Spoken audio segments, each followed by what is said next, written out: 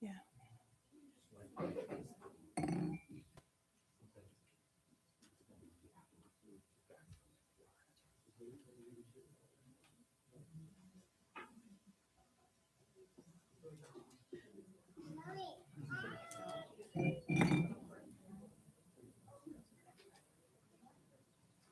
What this is.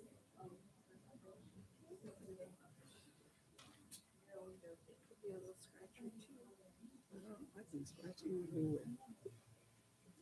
Back scratch. That's a really great class.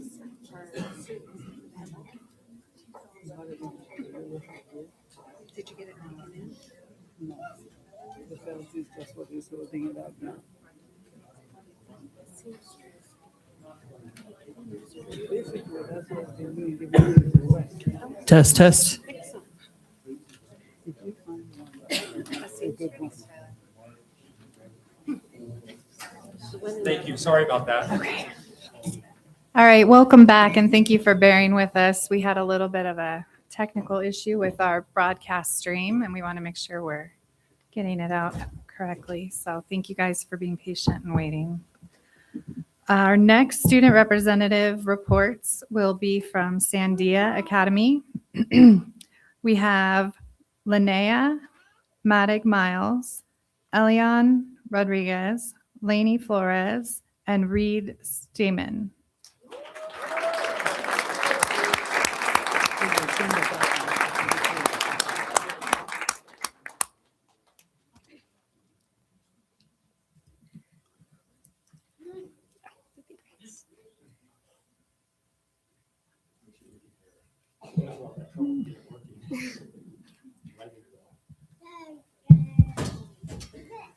Good evening, Mrs. Buchanan and the board, Mrs. Nelson and the cabinet, and all members of the AVUSD community.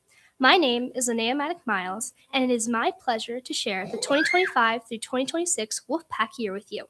Joining me tonight are Elian Rodriguez, Lainey Flores, and Reed Steeman, all ASB representatives of Sandia Academy. There's been so much happening at Sandia this year, so let's get to it. Our year started off with our staff celebrating our school being redesignated from CSI to a school of support. We are all so proud of making progress.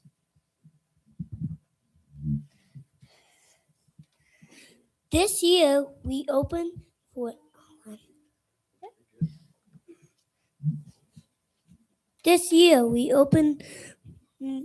a new TK classroom. This is our new playground and cafe. My favorite thing is I am going to kindergarten soon. We have a fifth for Zero the Hero. Thank you, Miss Lasher.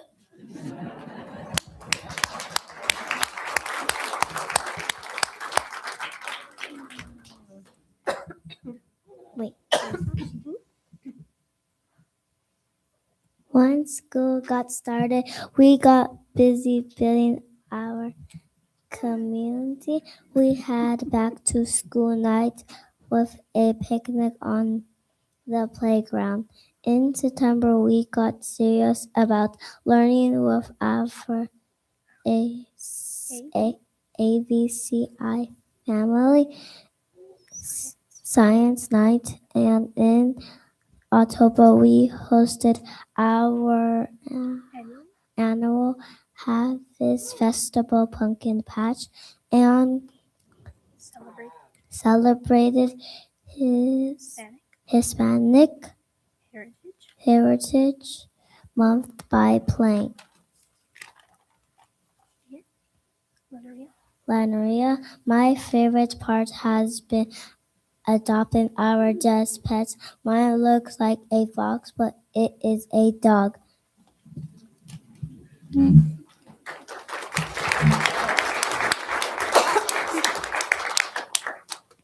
In November, we started a new community engagement program with Family Champions. Our champions families participate in mentoring, monthly workshops, and all family engagement activities. We also celebrated Thanksgiving with the fun activity and learned all about pumpkin pie thanks to our Paw Patrol parent group. In December, we continued school traditions with a visit from Santa, the arrival of Ginger the Elf to TK, and celebrated awesome attendance with a game party for students with 95% or better attendance. We wrapped up 2025 with a book donation from the Rotary Club.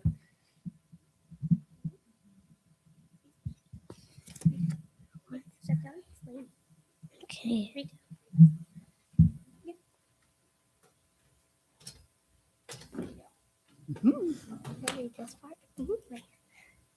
We kicked off 2026 by building on our opportunities. We were excited for a visit from the HST. Opportunities we were excited for a visit from the HST Academy. They came to teach about hand washing. The goal is reducing the spread of germs. In February, we built skills by going to the county honor band and exciting basketball season and National Day of Play. No electronic, just board and card games.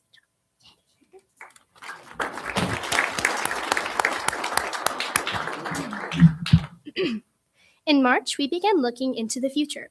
The 8th graders visited their future high schools. Our 4th through 8th grade after-school program students took a tour at USC, and a new student-inspired staff versus student event was held, our first relay race. Let's just say, middle school definitely let the staff know who owns the track. A highlight of our elective program was the theater production of Disney Descendants Jr. The students were responsible for every aspect of the production, including the lighting and sound.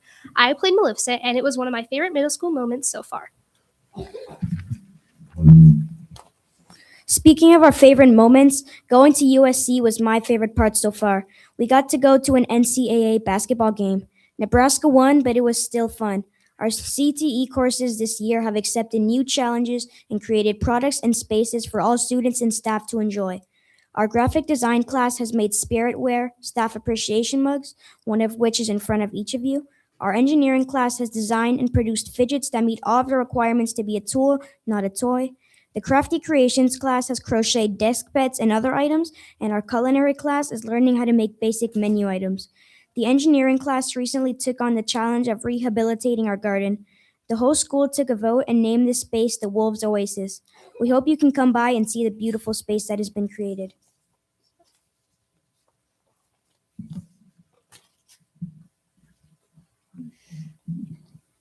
For the first time ever out school was in the blob and silver competition for the Mojave Water Agent. We were featured on PBS Curiosity Quest, and in the end, we won first prize again, all for All of the other schools.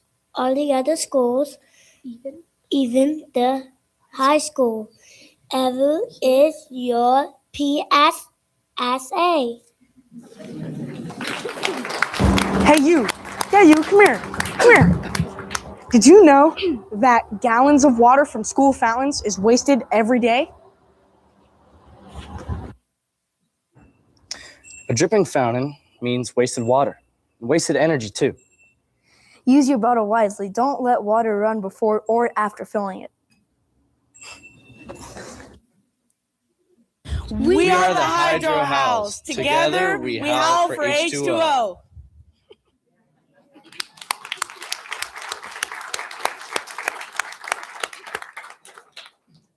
There there are so many other things happening at Sandia.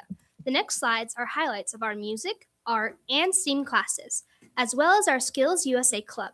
There will be 11 Sandia students competing at the State Leadership Conference next week.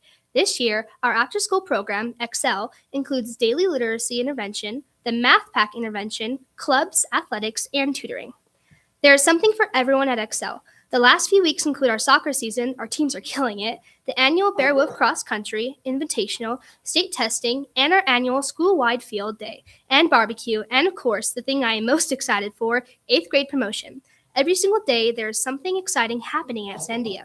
We hope you can stop by and experience all that we are building and the power of the pack. Thank you.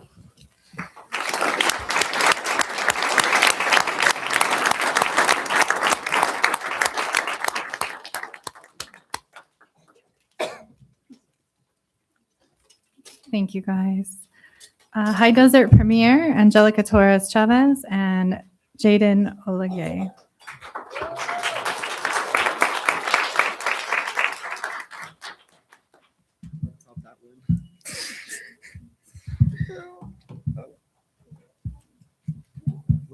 I guess. I went first. Okay.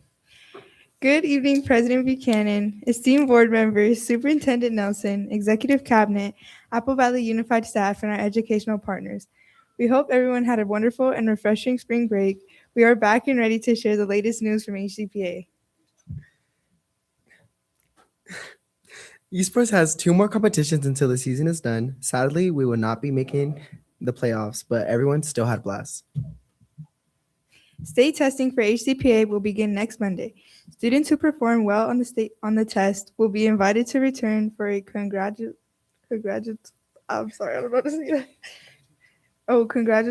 celebration next school year.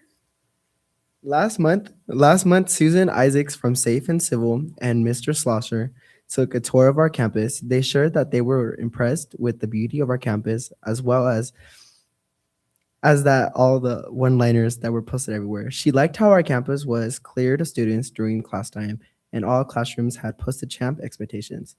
They were able to see our phone policy was well displayed and ready to start the 4th quarter. Speaking of the phones policy, surprisingly, everyone is listening. Shout out to all the students and teachers for a smooth transition into no sound bell to bell.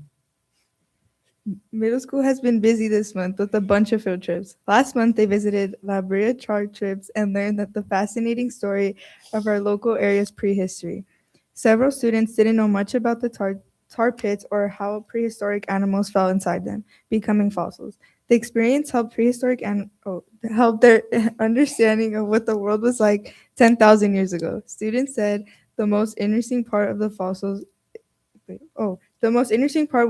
inside the museum.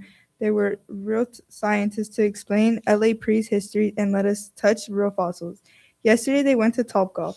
Students from HCPA and Apple Valley Virtual Academy learned how to enjoy the sport and learned some new skills and had a lot of fun. On March 10th, Apple Valley Virtual Academy held a game night and invited HDPA students and families to attend as well.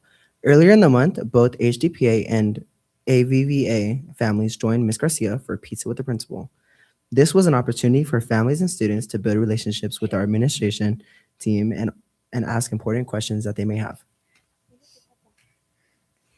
Last week's candidates for the State CO Civic Engagement took the Constitution Assessment, which requires a minimum of 70% or higher to pass.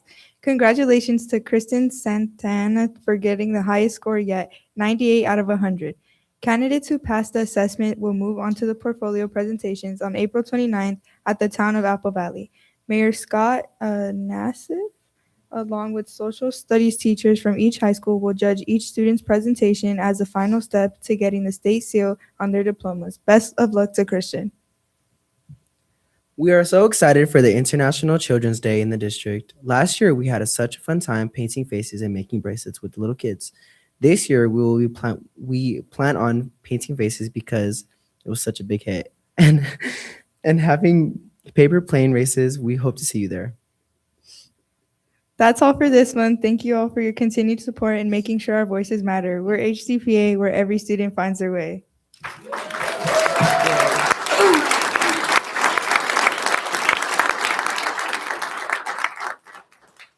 job. Thank you.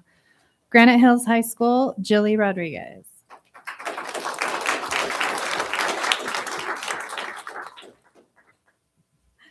Good evening, board members, executive cabinet, and attendees. My name is Julie Rodriguez, and I'm the GC president for Granite Hills High School, and I'm excited to give you this month's update on all things Cougar Pride. It's spring, and we are officially in the final countdown for seniors, with only 8 more weeks left to go. Cougars are determined to make the most of their time left. State testing is underway, and juniors are giving it their all to show what they know. Counselors are busy completing final grad checks and making sure all of our seniors finish the year strong and cross that finish line to graduation.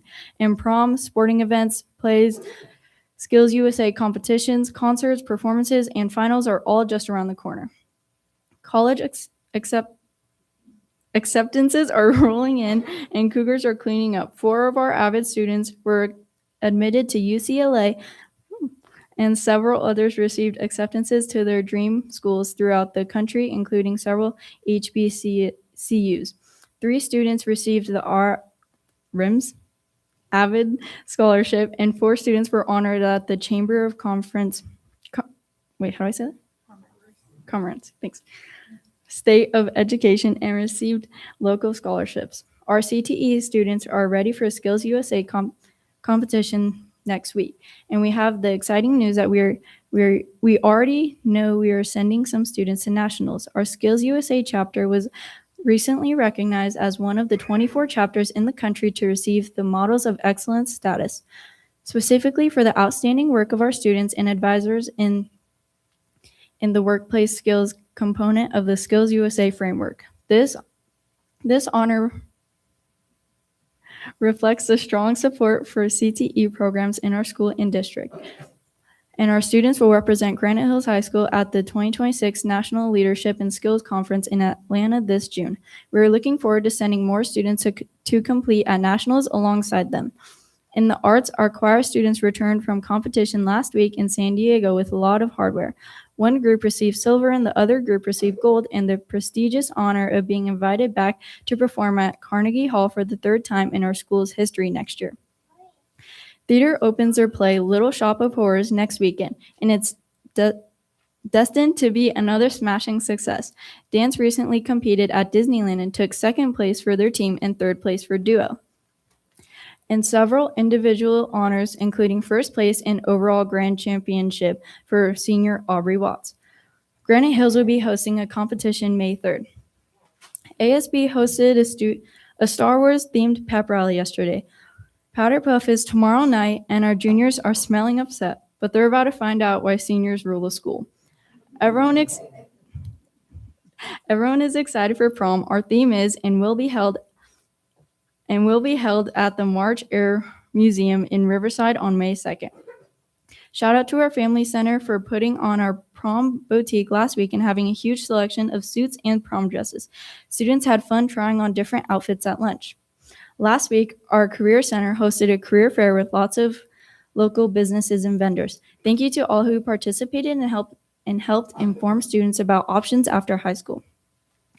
Baseball has started league play and currently in 2nd place with a huge victory this week, beating Barstow 15-1 and traveled to play Silverado today. Softball is also sitting 2nd in the DSL and hosted Silverado today.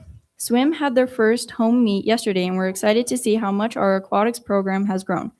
Golf is teeing up for another league championship and hoping to continue to pull away from the field in the remaining matches. Track and field dominated the competition in their league cluster meet yesterday, beating all teams by an average of 50 points and clinching the league title. Stunt hosted Toronto yesterday, and Jilly was amazing. So I heard. As always, thank you for your continued support of our students in our school. Maroon and Gray lead the way.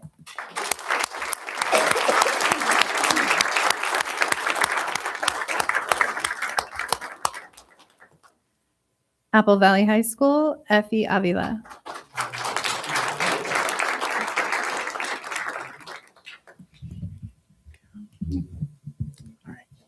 Hello and good evening, Superintendent Nelson, President Buchanan, members of the board, and attendees.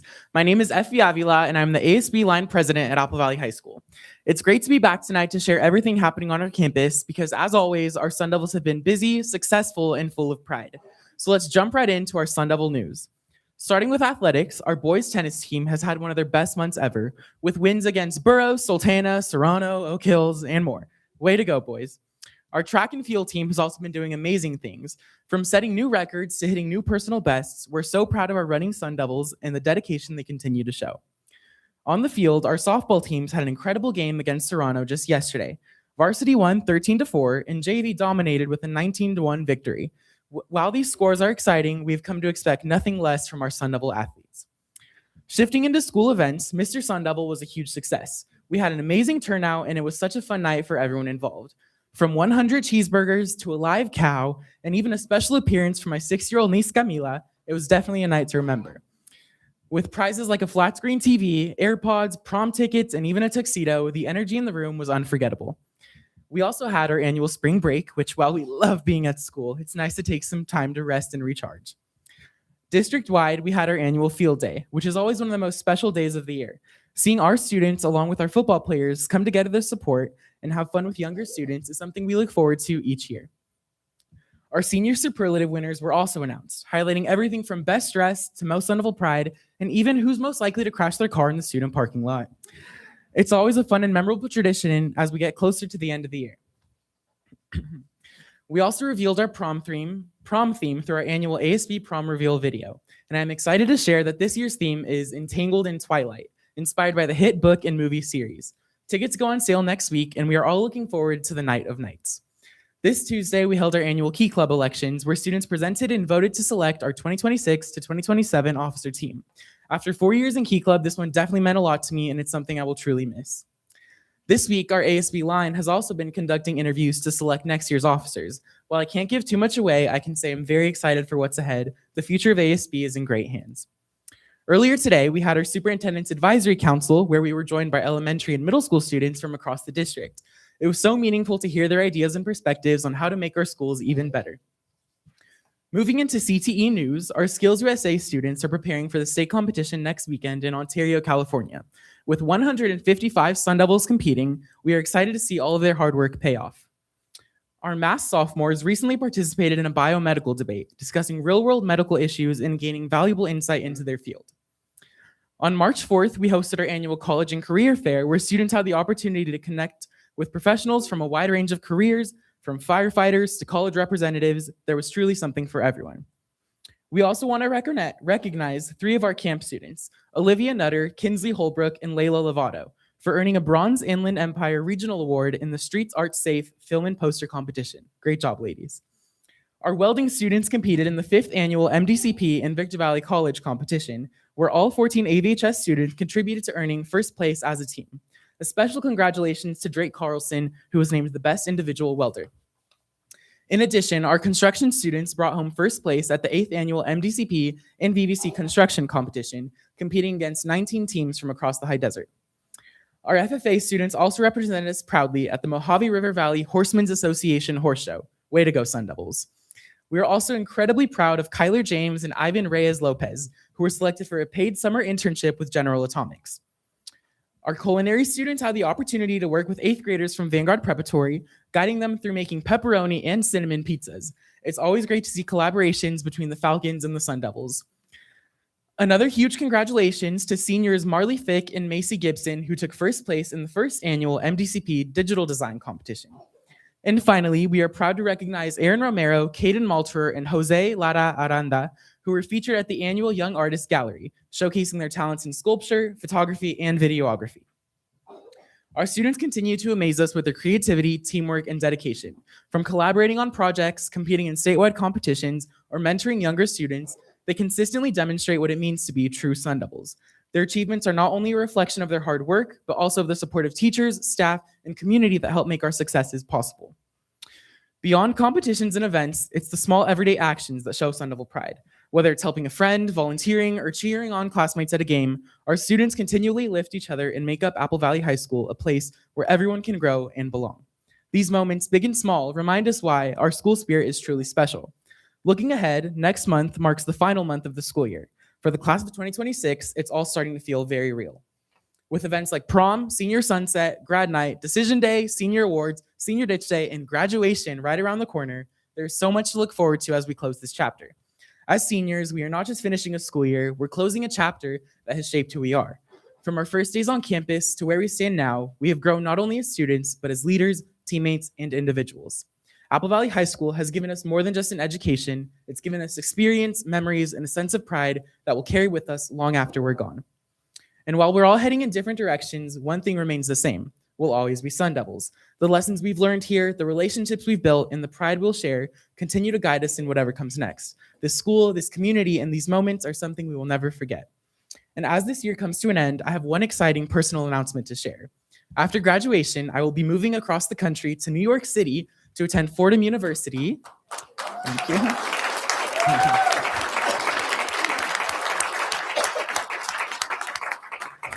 I will be studying communications and social media marketing.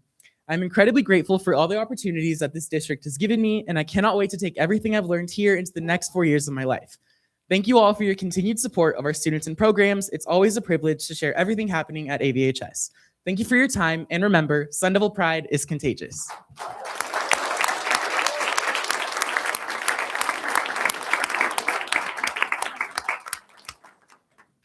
Great job. At this time, board members and the superintendent are welcome to thank student representatives for their presentations this evening. Renee Longshore. Yes, good evening. I just want to start by pointing out that Effie was completely humble and not mentioning something about Mr. Sun Devil that I sort of remember. Would you like to share it? Sure, I would.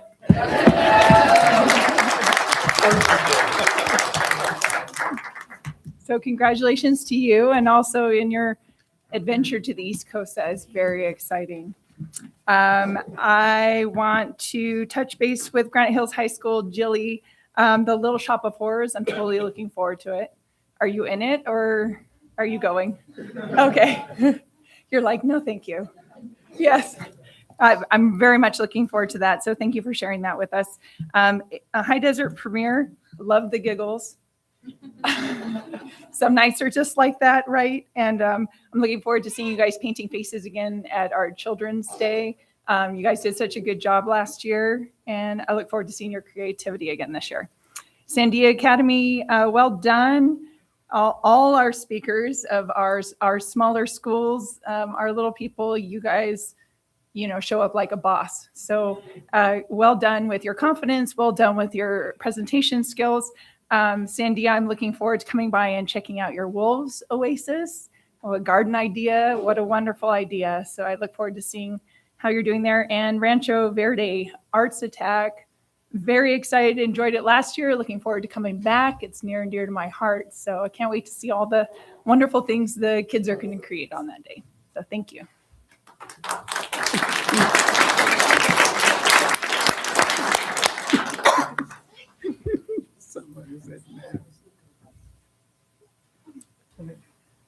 Rick Raleigh. Sure, thank you. Well, it's a good presentation by everybody. I gotta hand it to Effie though. You covered everything from prom to FFA. And do you write your own presentations? You don't have any help from staff or Staff writer. they give you ideas? Because that's pretty impressive to cover so many topics with such enthusiasm. And when you do graduate, give me your business card for social media because you're going to do really well. And to Granite Hills High as well. Good presentation, everybody. So it's good to see everybody here. And I know we have a couple more meetings before graduation, so we'll be seeing a lot of the high schoolers still until at least May. So good job. Thank you all.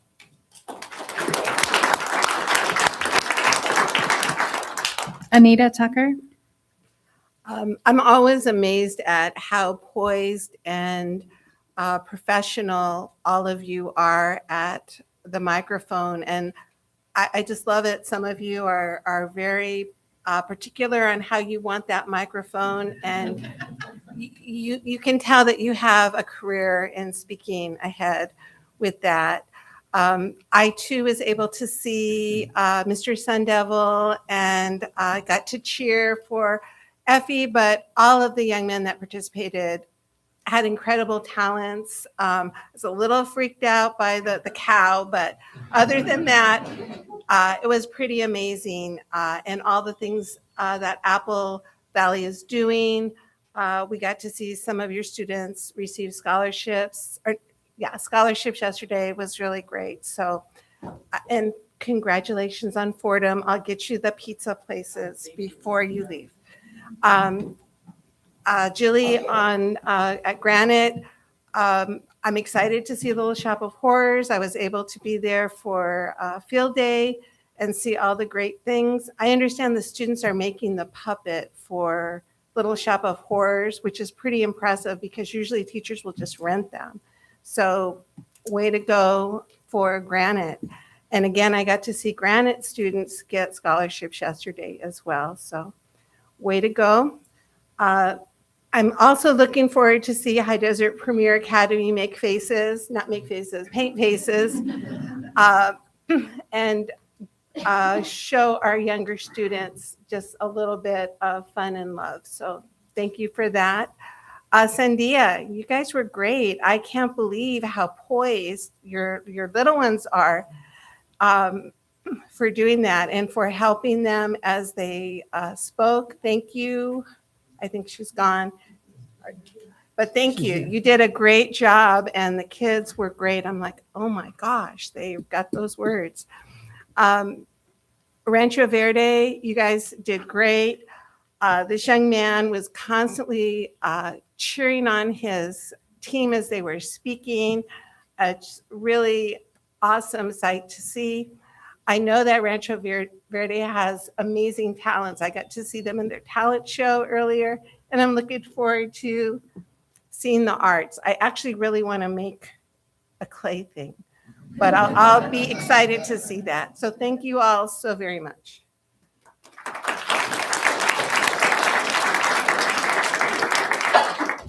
Maria Akpara. Thank you so much. This was a really wonderful experience to listen to the students speak to us and share with us the fun things that they're having at their schools. I'm going to start with Rancho Verde because they started with us. And Rancho Verde, you have so much going on at your schools, and I'm really impressed. I absolutely love the acknowledgement this young man gave to his peers. And every time they finished speaking, I could hear him say, "Good job." That is what we expect. And when they're not doing good, you remind them, that you need to be more polite or more respectful. And he modeled that, and I was really, really impressed. You have so much going on at your school, and Rancho Verde is a neighborhood school. And so as much as you do at your school, I'm sure that your families truly enjoy the services that you are presenting to them and showing them how you're growing in school. Then I go to Sandia. I have known Sandia when it was Hedgehog. I think it was Hedgehog. And then it became the Sidewinder, and then it became the Wolves. So I've watched them go through the transition. And so watching how they're supporting their school and supporting their peers was excellent. And before I move into finishing Sandia, I want to thank you for this beautiful cup you gave us, and the toys inside the cup. Tools. Oh, okay. Whatever the reason is, this is going to be my favorite tool. Because I every so often when you need to reach that place that needs a real nice scratching, this is perfect. Thank you so much. I love all your tools. I would, your March relay is one of those that I really look forward to every year, because I just want to see the students get out and get fresh air. And that is fresh air. There's lots happening at your school.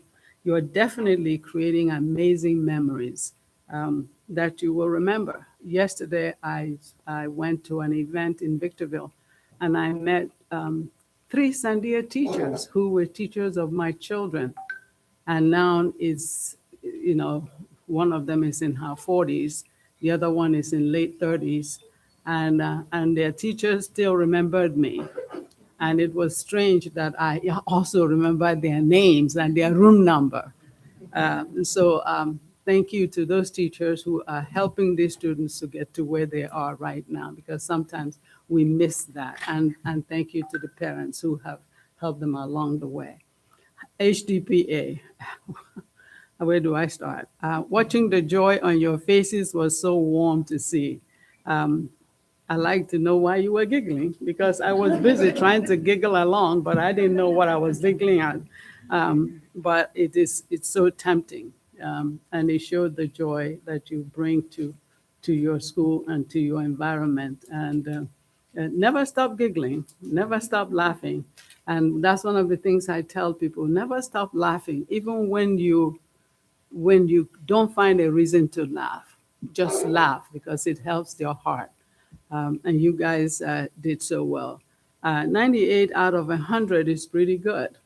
Whatever that number is, it is pretty good. It's hard to get there. Thank you for the services at the International Children's Day. I came by last year, and I saw what you guys were doing. And this year, I'm hoping that I can make it, because it's always good to be around children, to surround yourself around children, because they remind you of where you've been. And they also remind you of some of the errors you've made in life, and to help you to correct them before it's too late. Because as you all know, as you get older, you begin to act more like a child. And so we need to be able to always remember that.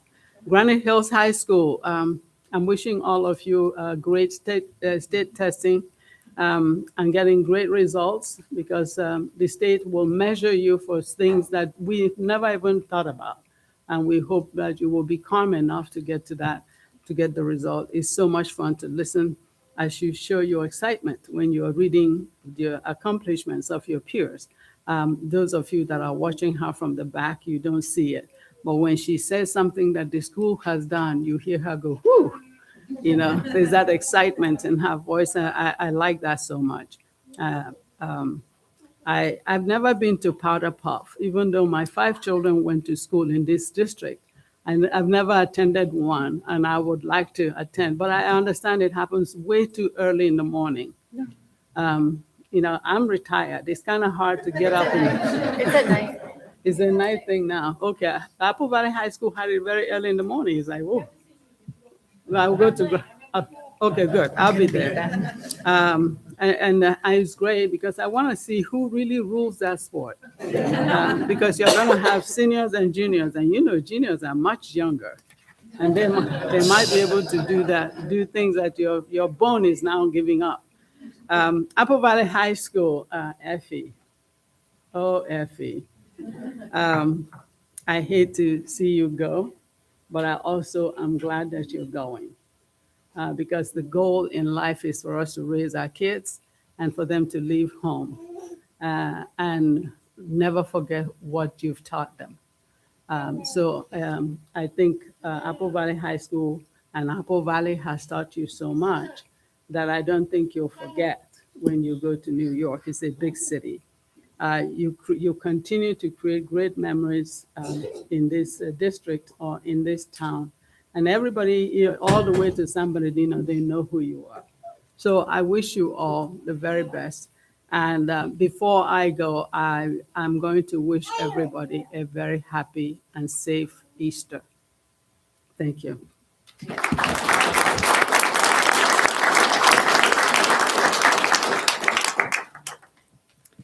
All right, I'm going to start with Rancho Verde.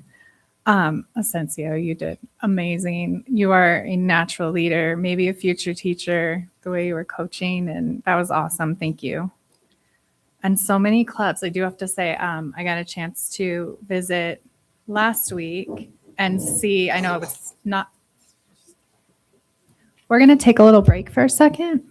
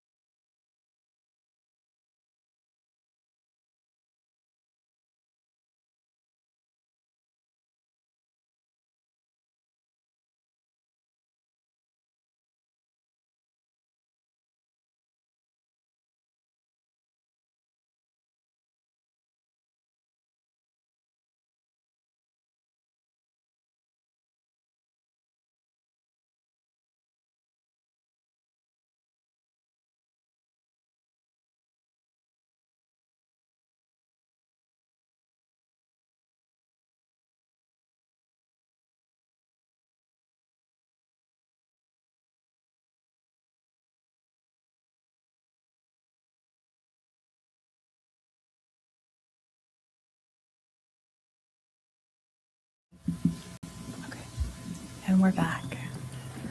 I think this is a new record for breaks.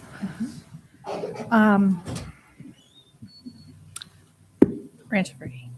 I visited the music class and it was amazing. They were doing something where like the kids picked different colored tubes and it lined up. It was like Guitar Hero to me. They like would have their two colors and they were different lengths, so they made different sounds. And as it would like come up on the screen, the kids would like, if it was their color that they had, then it was fantastic. I kind of wanted to stay and play. Sandia, I am so impressed with your TK reader. That is amazing. You were like, are you gonna, maybe we should just graduate you next or in May. Like, I'm so impressed. That was a great job. High Desert Premiere. I love that you guys sent students to the La Brea Tar Pits. I just took students to the La Brea Tar Pits on St. Patrick's Day on a field trip. So I still remember the smell. Did either of you go? Okay. Well, for those of us that are near the roads that keep getting refinished, it smelled just like that. But it was amazing. And I had a group of kids that were like typing on their phone and like showing the question to the scientists. And then the scientists would like explain what they were doing and hold their phone up. It was really neat to see because they were really engaged. And then I also took my girls to the Museum of Tolerance over our break. So yeah, that was you guys from the last meeting. Granite, I had a lot of fun visiting over there as well. I got to see the prom dresses up on the stage, all set up for the kids to check out. I love Powder Puff, so if I can, I will be there tomorrow at 6. Got it.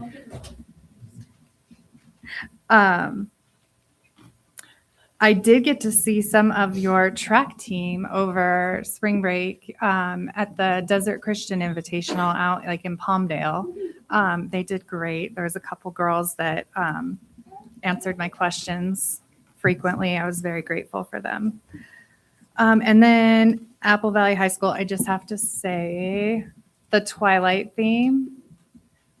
I am an English teacher. This is the only time I'm going to say this. The movie was better than the book. Yeah. So hopefully the prom theme is like more towards the, yeah. So, all right. Well, thank you guys so much. I'm going to turn it over to Superintendent Nelson.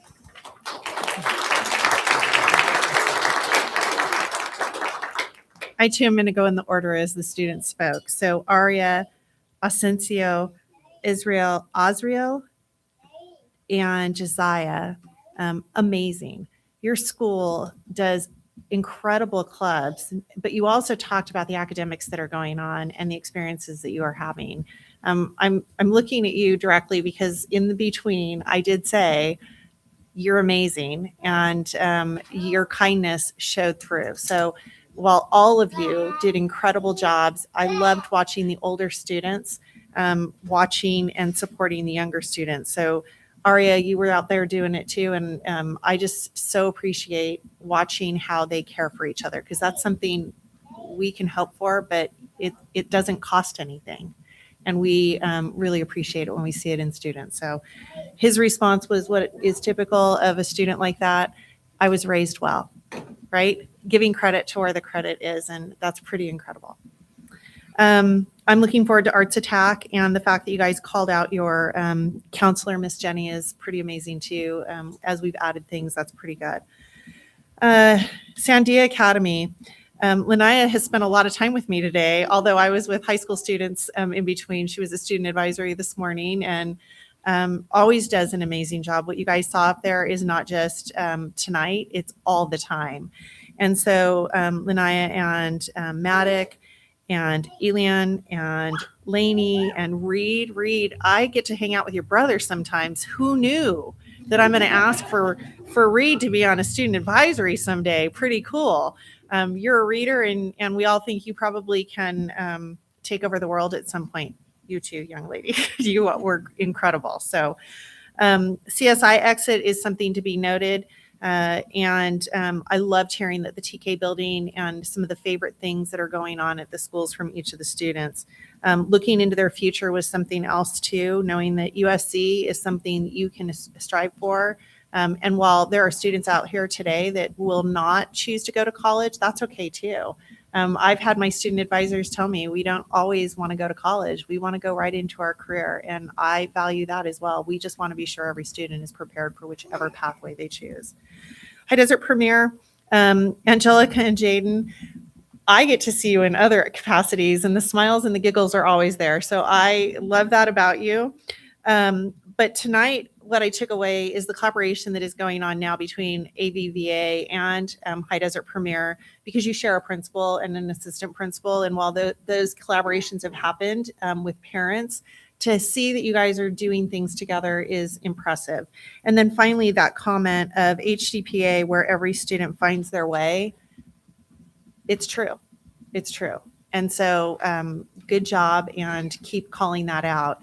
We know we want to keep it a little bit under low because we don't want tons of kids to want to go there. We've had that conversation before. We can promote it way too big. We're not going to do that. We want it to be special like it is. And then Granite Hills High School. Julie, I too heard that you were amazing yesterday. It's out there, right? So for those of you that don't know, Julie's on the cheer team and the stunt team, and they have a competition because it's an athletic competition that they participate in, right? It is, yeah. So it's official, and they do really well, and they are competing, and so congratulations on that. I did not know that you had 4 students going to UCLA at this point, but I will tell you that Christian is an advisor and was here this morning, and he is going to UCLA, and told the kids in the room in the elementary group, it was the minute he said where he was going. So it was a big deal to the elementary students, and them talking about what they were doing is pretty cool too. The fact that your skills model of excellent honor for a chapter is great, and we look forward to hearing about how that goes at nationals. And while you hope other kids will go to compete, we know they will be going. So it's going to happen. And then finally, Apple Valley High School. Effie, I knew that you were Mr. Sun Devil. I missed that night because I was not feeling well. But sometimes it's better that the superintendent isn't in the room when some of those things are going on, because I might have to look the other way. However, I'm proud of you, and I want you to know that I did not disclose which college you were going to. So for the audience, Effie pulled me aside last month during a student advisory and told me that he had gotten into his dream school, and asked me to keep it quiet until he got to announce it at the board meeting. So I've been cheering from behind. I did tell his mama that I'm really sad for her, but I'm very excited for her too. And then the college and career fair, and the fact that we have interns going again to General Atomics. These are paid interns, for those of you that don't realize it. High school students that are getting industry internships and getting to put their skills to work. And it's incredible that they do that with us. And FFA just came back from state conference, and I heard that they had a wonderful time and did outstanding. Looking forward to an animal show that I'm going to at the fair. It'll be a little different than it's been in the past, but good job, you guys.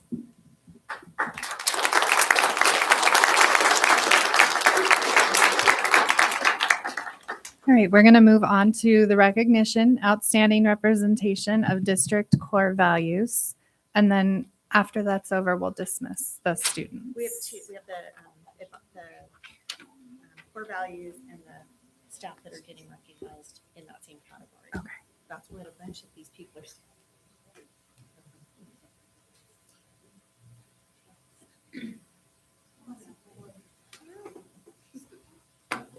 Second time around. Last month we had this on the agenda, but not everybody could be here. So we thought we'd move it to this month, and not everybody's here. So we're going to do it anyway. The CTE programs within Apple Valley Unified School District are models across the region and the state. representing over 24 industry pathways, programs across 3 high school sites, and over 1,500 students. These programs help students build technical competence, essential skills, and a launch pad to success.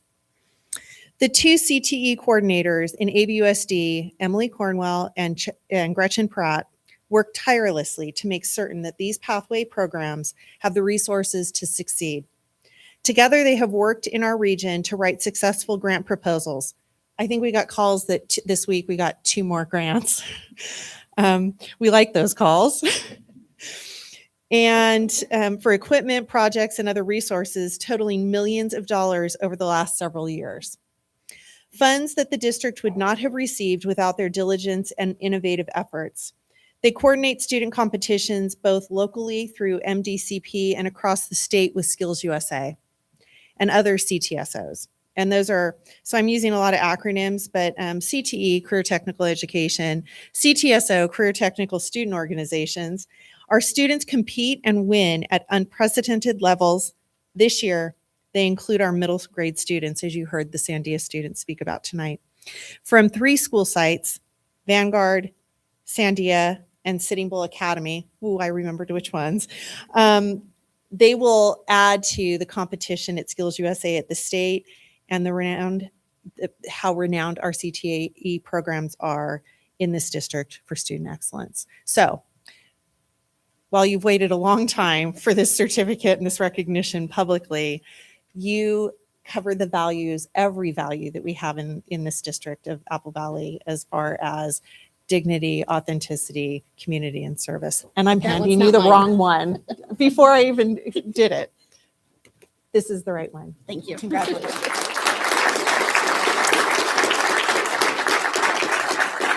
Can I have the board join us for a picture?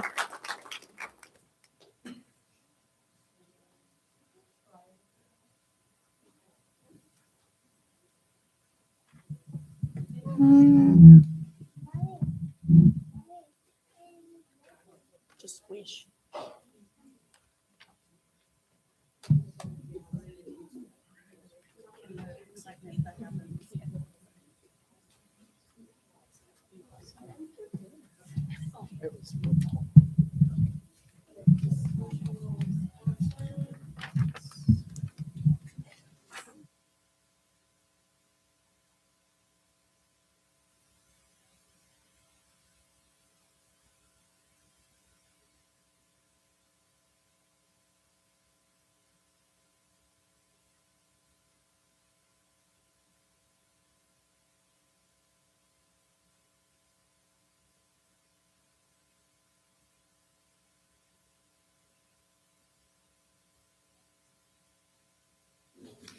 Yeah, that'd be helpful.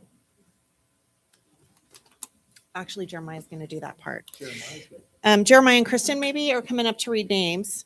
And I just am going to do a little preview. Tonight, we're proud to celebrate the successful conclusion of our inaugural Aspiring Leaders Program. This year, we launched a 6-session training program specifically designed for our classified staff members who are ready to step into the next chapter of their professional lives. We began week 1 with 45 attendees, and I want the board to understand and the audience to understand these were not paid trainings, these were voluntary, and all they had to do is come and stay if they chose to, but if it wasn't filling their cup, they could leave. It was their choice. Tonight, we recognize 31 dedicated participants who have completed the program. That means they came each time and dedicated that learning, and then we went through some mock interviews and some questions. We had the best time as leaders in the district.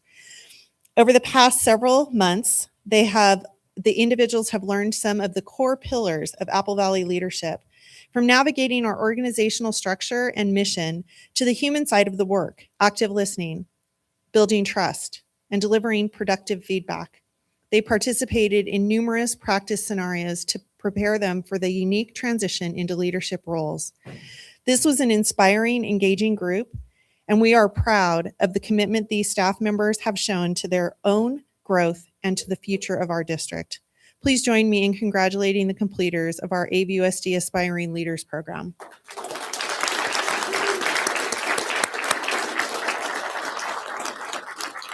I'm going to turn it over to Jeremiah and Kristen, but at the last session, the sessions were typically on a day that I was down the hill as a co-chair for a meeting that occurs at the county level.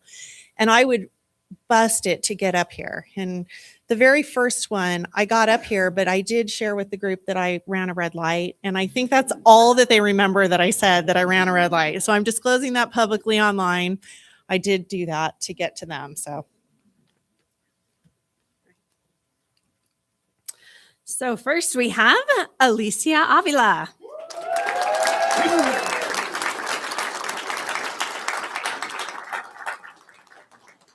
Amy Castaneda.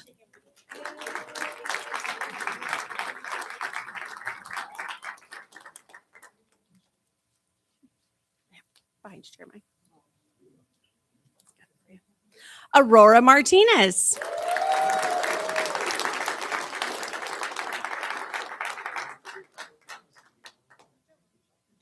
Brian Marcus.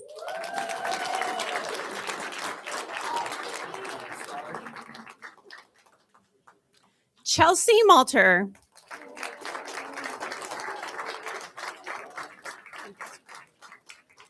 Cheyenne Laguna.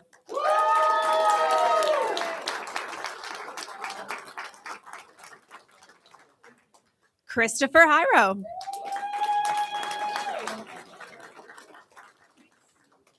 Denise Valdez.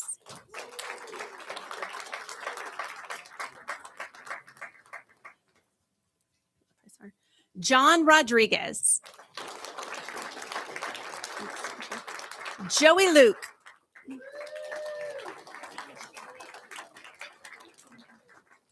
Juan Mesa.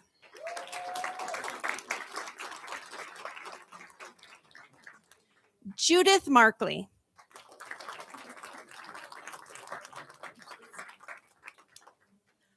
Melissa Estrada.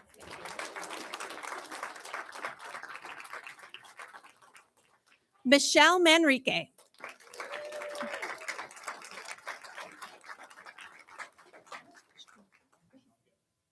Myra Silva.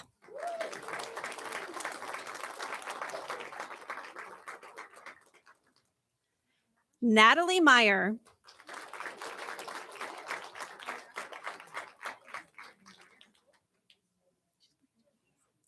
Nathan Hernandez.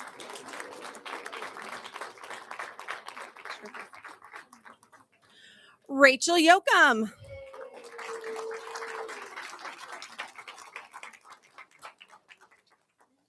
Rebecca Esposito Diaz.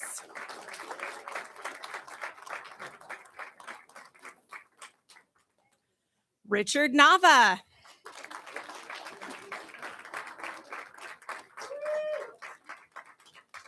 Roy Messon Rojas.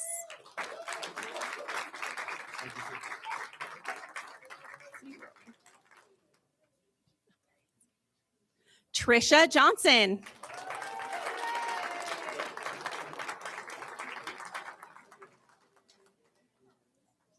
Tyler Duarte.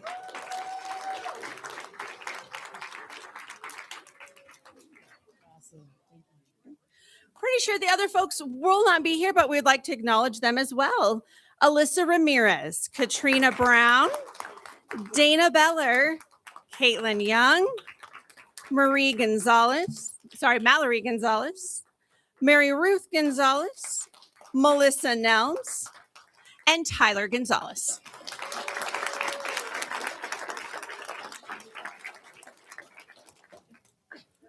We need 2 lines at least.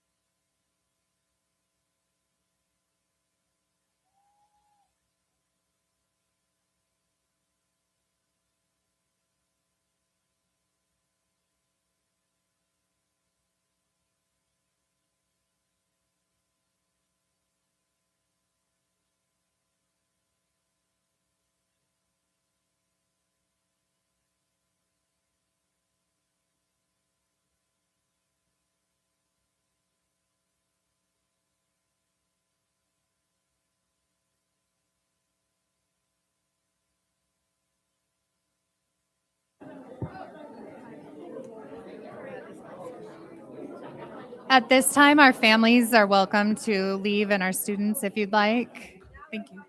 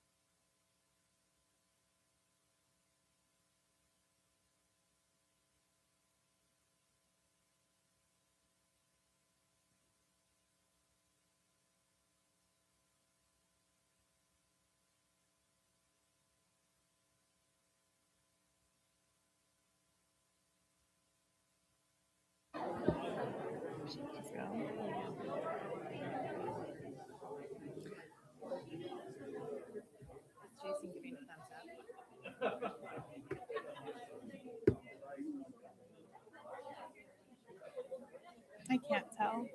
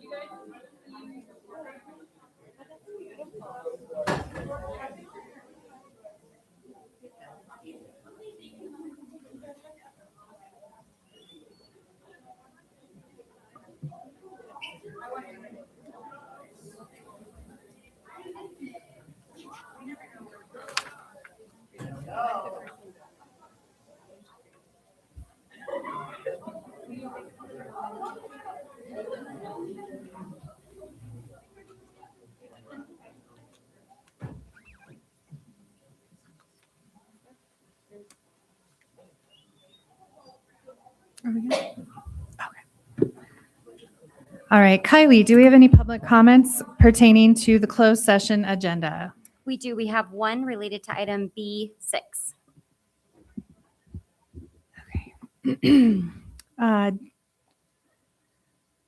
As provided on our public comment card, speakers are requested to limit comments to a maximum of 3 minutes. If more than one person wishes to speak on the same topic, subsequent speakers should limit their remarks to new information only.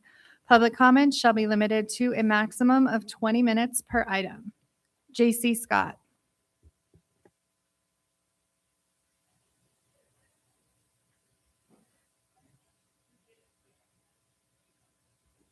So this is the only time CSE is going to be appearing tonight. So if we go like 10 seconds over, I would appreciate if you just allow discretion on that. So good evening, Superintendent Nelson, Cabinet, members of the board, President Sabers of VUDA members, members of our community, and my union brothers and sisters of Apple Valley Chapter 828. My name is J.C. Scott, and I'm the chapter president of CSCA 828. I stand before you today to address both the process and concerns surrounding Resolution 2526-15, and more importantly, the priorities being demonstrated at a critical moment for the district. Let me begin clearly and factually. On March 5th, Resolution 2526-9 was brought forward and failed in a 2-2 vote. Under current procedures, a motion requires a majority to pass. A tie vote is a failed motion. This is not interpretation, this is established law. What is concerning is what has followed. Resolution 2526-15 attempts to ignore and undermine the outcome in a way that minimizes the failure and creates ambiguity, to the public record. That raises legitimate concerns under the Brown Act, which exists to ensure transparency and clarity in government actions. When outcomes are unclear or appear to be reinterpreted after the fact, it erodes public trust. But beyond the process, we need to talk about priorities. Right now, 408 classified employees have received layoff notices, 408 livelihoods, and 408 families. And while those employers are facing uncertainty right now, while we are actively in negotiations working to reduce those numbers and save jobs, this board is choosing to spend valuable time revisiting and advancing resolutions like these. This is deeply concerning because the priority right now should be not revisiting these failed actions or attempting to redefine the outcome. The priority should be people. The priority should be stabilizing this workforce. The priority should be working collaboratively to minimize the harm. We are at the table, we are doing the work, and we are bringing ideas forward, asking questions and pushing for solutions. As I stated in the past, we remain committed to bargaining in good faith, not because it's easy, not because we always agree, but because our bargaining unit members deserve it and our students depend on it. However, good faith is a two-way street.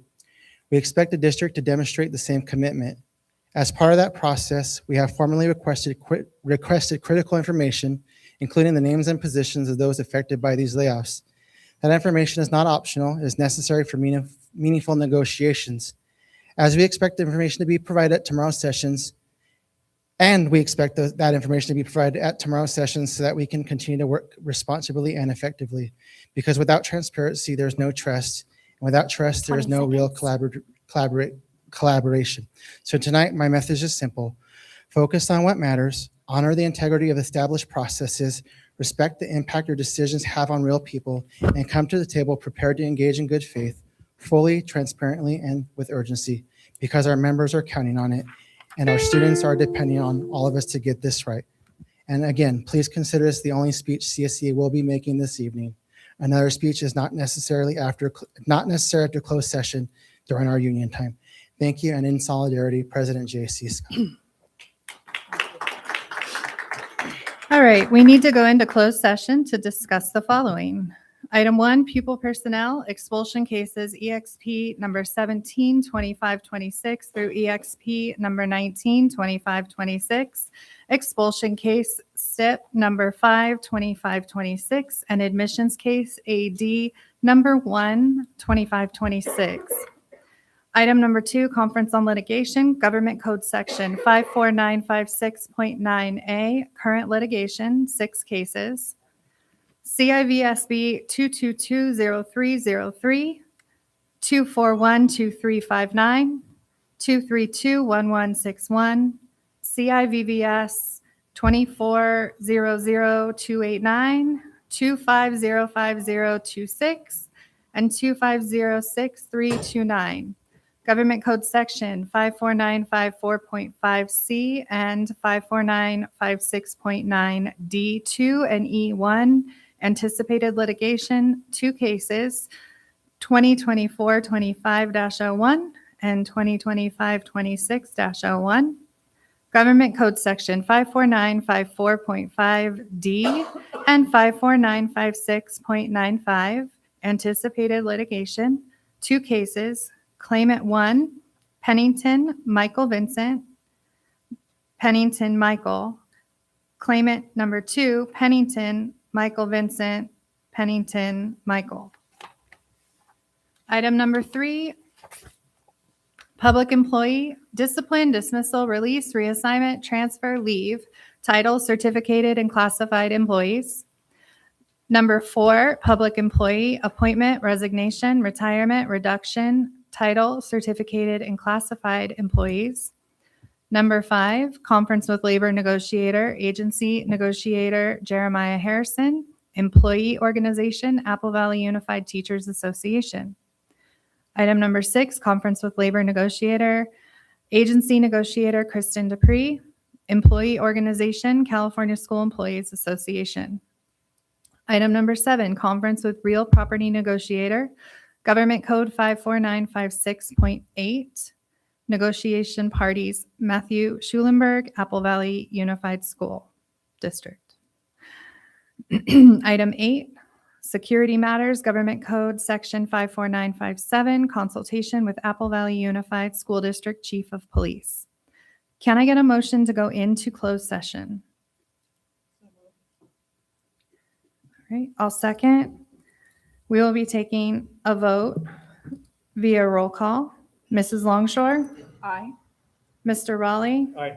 Mrs. Tucker, Aye. Ms. Akpara, Aye. and Ms. Buchanan, aye. So we will go into close at 6:24 p.m. and we will not return any sooner than 7:30 p.m.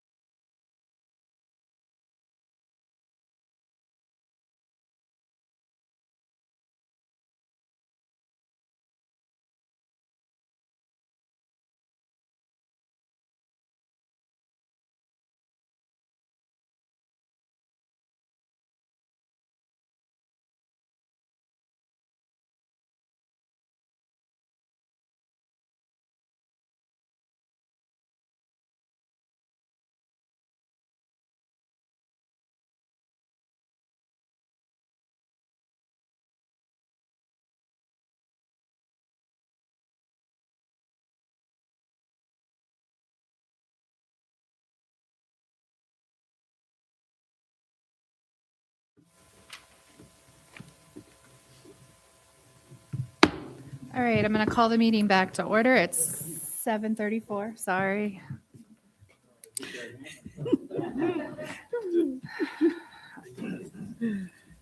All right, roll call. Amanda Buchanan, present. Maria Akbara, Present. Anita Tucker, Here. Rick Raleigh, Here. Renee Longshore. Here.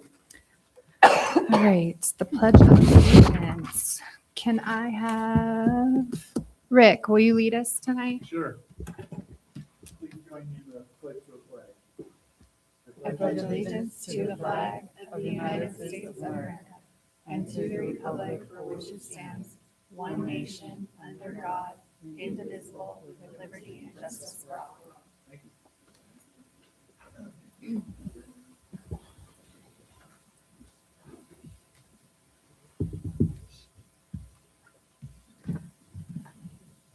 This feels weird. I guess we are the first thing for coming out of close. We're going to do our board comments. So Renee Longshore, you're first. Yeah. Yep, go ahead. That feels different. Good evening, and thank you all for being here with us tonight. I know it is a busy time of year as some are wrapping up Lent or looking to celebrate Easter, my favorite holiday. I think we all want to finish up the school year strong after spring break, and my heart is with our seniors as they count down the days and prepare for next steps.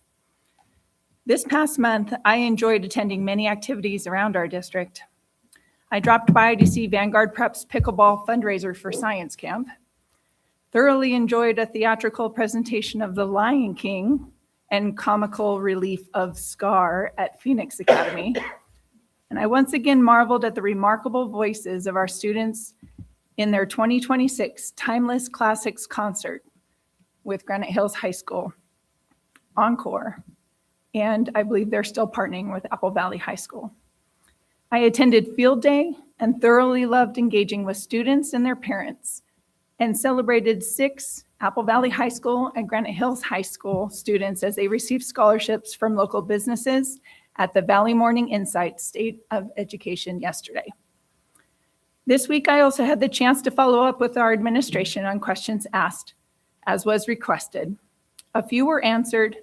For the rest, I was told that I would have to wait for direction from the majority of this board. I want to take this opportunity to point out that the majority of the board did agree on a request of information 2 months ago.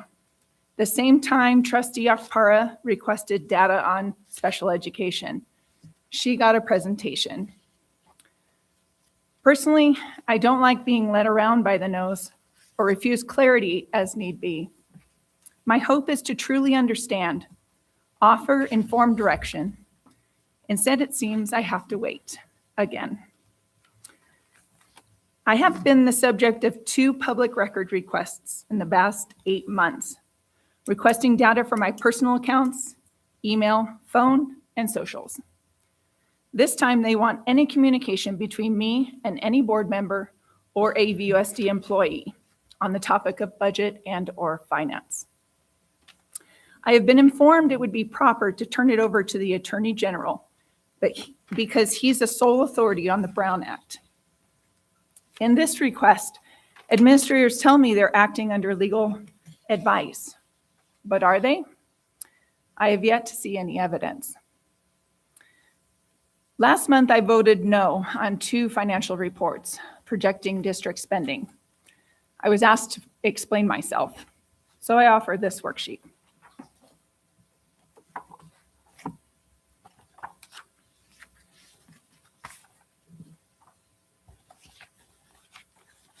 Something coming. It's coming.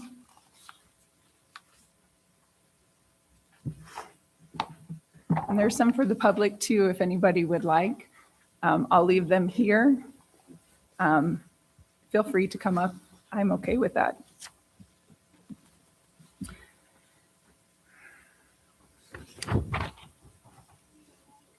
First, I'm going to tell you something that's not written down.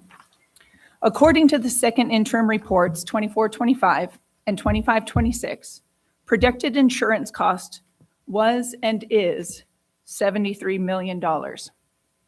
This year's cost almost exactly the same as the last, despite the projected increase of roughly $4.3 million.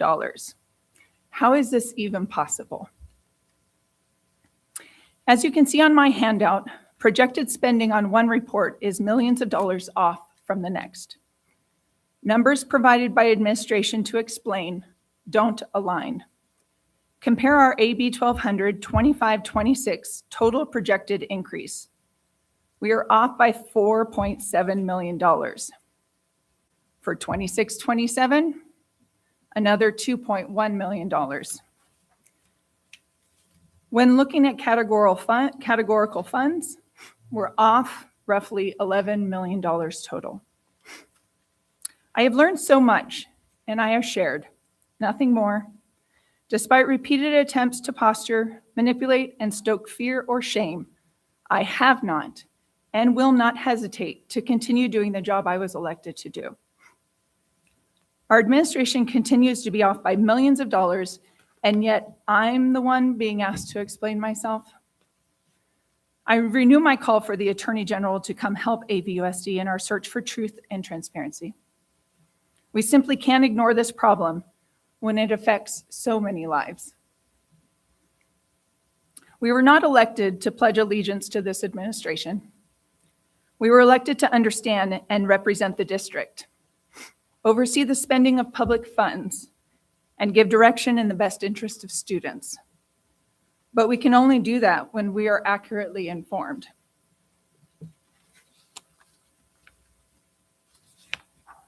Our finance department projected up to $33 million in deficit spending for the 24-25 school year. $33 million. It turned out to be only $12 million. Now our administration is projecting to deficit spend roughly $19 million. In September 2025, they projected $19 million. Then we gave a raise. $19 million plus $13 million equals $19 million. The numbers just don't add up. But as a board, we just keep approving it. Some believe what they are told. This has resulted in stalled negotiations, the possibility of adding more non-voter approved debt, strained district relationships, a divided board, and possible strike of our certificated staff, counselors, and teachers. All while funding pandemic level support and 70 vacant positions. 70 vacant positions. 11 certificated and 59 classified. Millions of dollars. This board believed we had no money. Yet here we are, one long year later, settled with all employees at roughly $13 million this year and $10.5 million the next, with no anticipated deficit.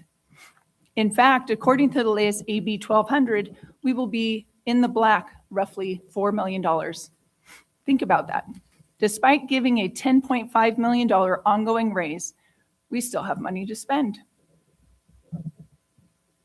Over the past 6 years, revenues have increased. ESSER funds, an increased unduplicated pupil percentage, and an increased student population, roughly 400 students up, according to the California Student School Dashboard. Projected to be up another 200, according to our second interim presentation. But I wouldn't hold my breath on that one. Despite what we have been told, millions of dollars sit in categorical spending, roughly $13 million total. As noted in this year's AB 1200 26-27 projections, though I have yet to hear back from our CBO regarding any usable funds. It is interesting to think that we had money after all. Unfortunately, the facts I offered in good faith were discounted. My calculations scoffed and mocked, my ability questioned. By this administration, by many on this board. I am not the one who has paid the big bucks to run the numbers. But it turns out I got it right. And hey, I'm happy to help anytime. My paycheck for this position is roughly $400 a month. And that's fine. I don't do this for the money. I do it for kids, for the people who elected me, for my constituents, for those who have expressed hope for a better way forward. Thank you.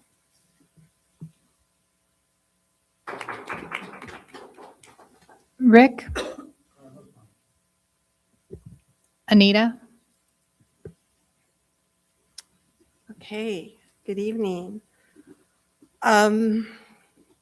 April brings a number of important observations.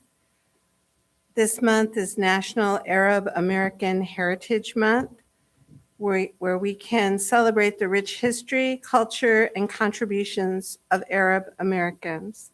It's also Celebrate Diversity Month that encourages understanding, inclusion, and appreciation of the unique backgrounds and experiences that surround us.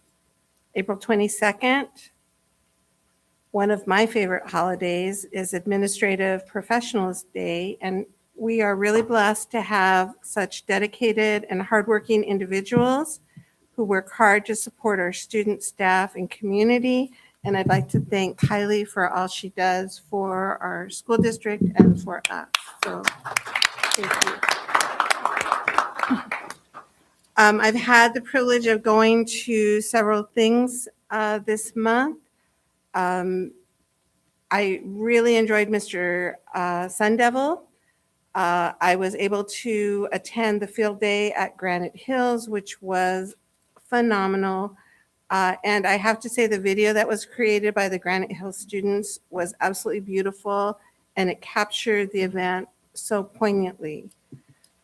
I was honored to be able to attend the Valley Insights State of Education yesterday and celebrate our Apple Valley and Granite Hills High School students receiving scholarships. And that's always an amazing and wonderful thing. Congratulations to the students, the parents, the teachers, and the staff who work so hard to help their students succeed. And I know we're heading for the finish line of our school year. It's gone by really fast. And after spring break, now we are entering into testing season. I know our teachers and staff have worked extremely hard preparing our students, and our families have supported and encouraged our students. And we know that they will all do well. And I would like to thank you all for your commitment to our students and to their success. Thank you.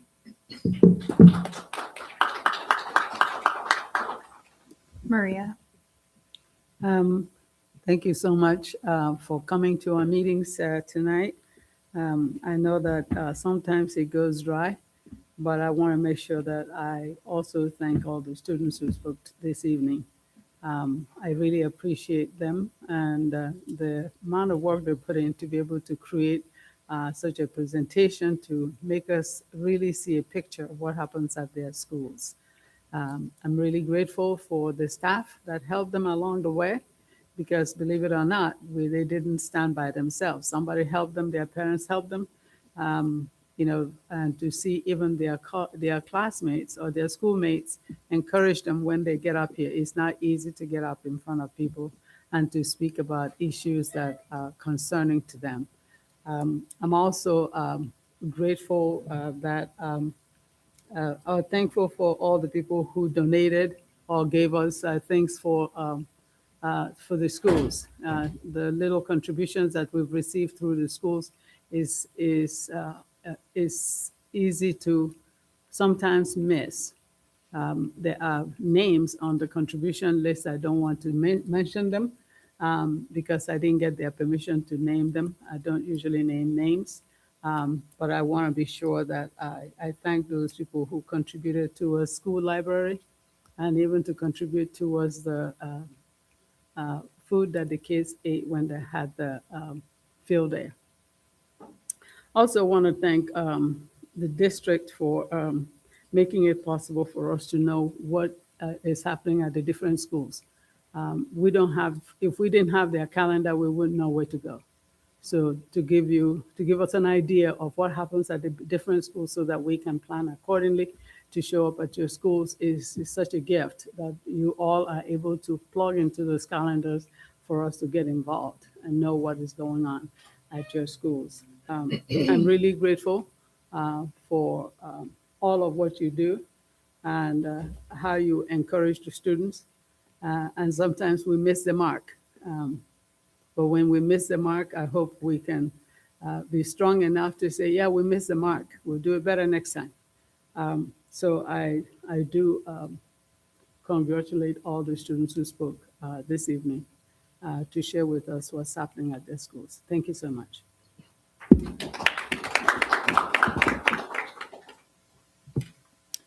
All right, good evening, everyone. I hope everyone had a wonderful and restful spring break.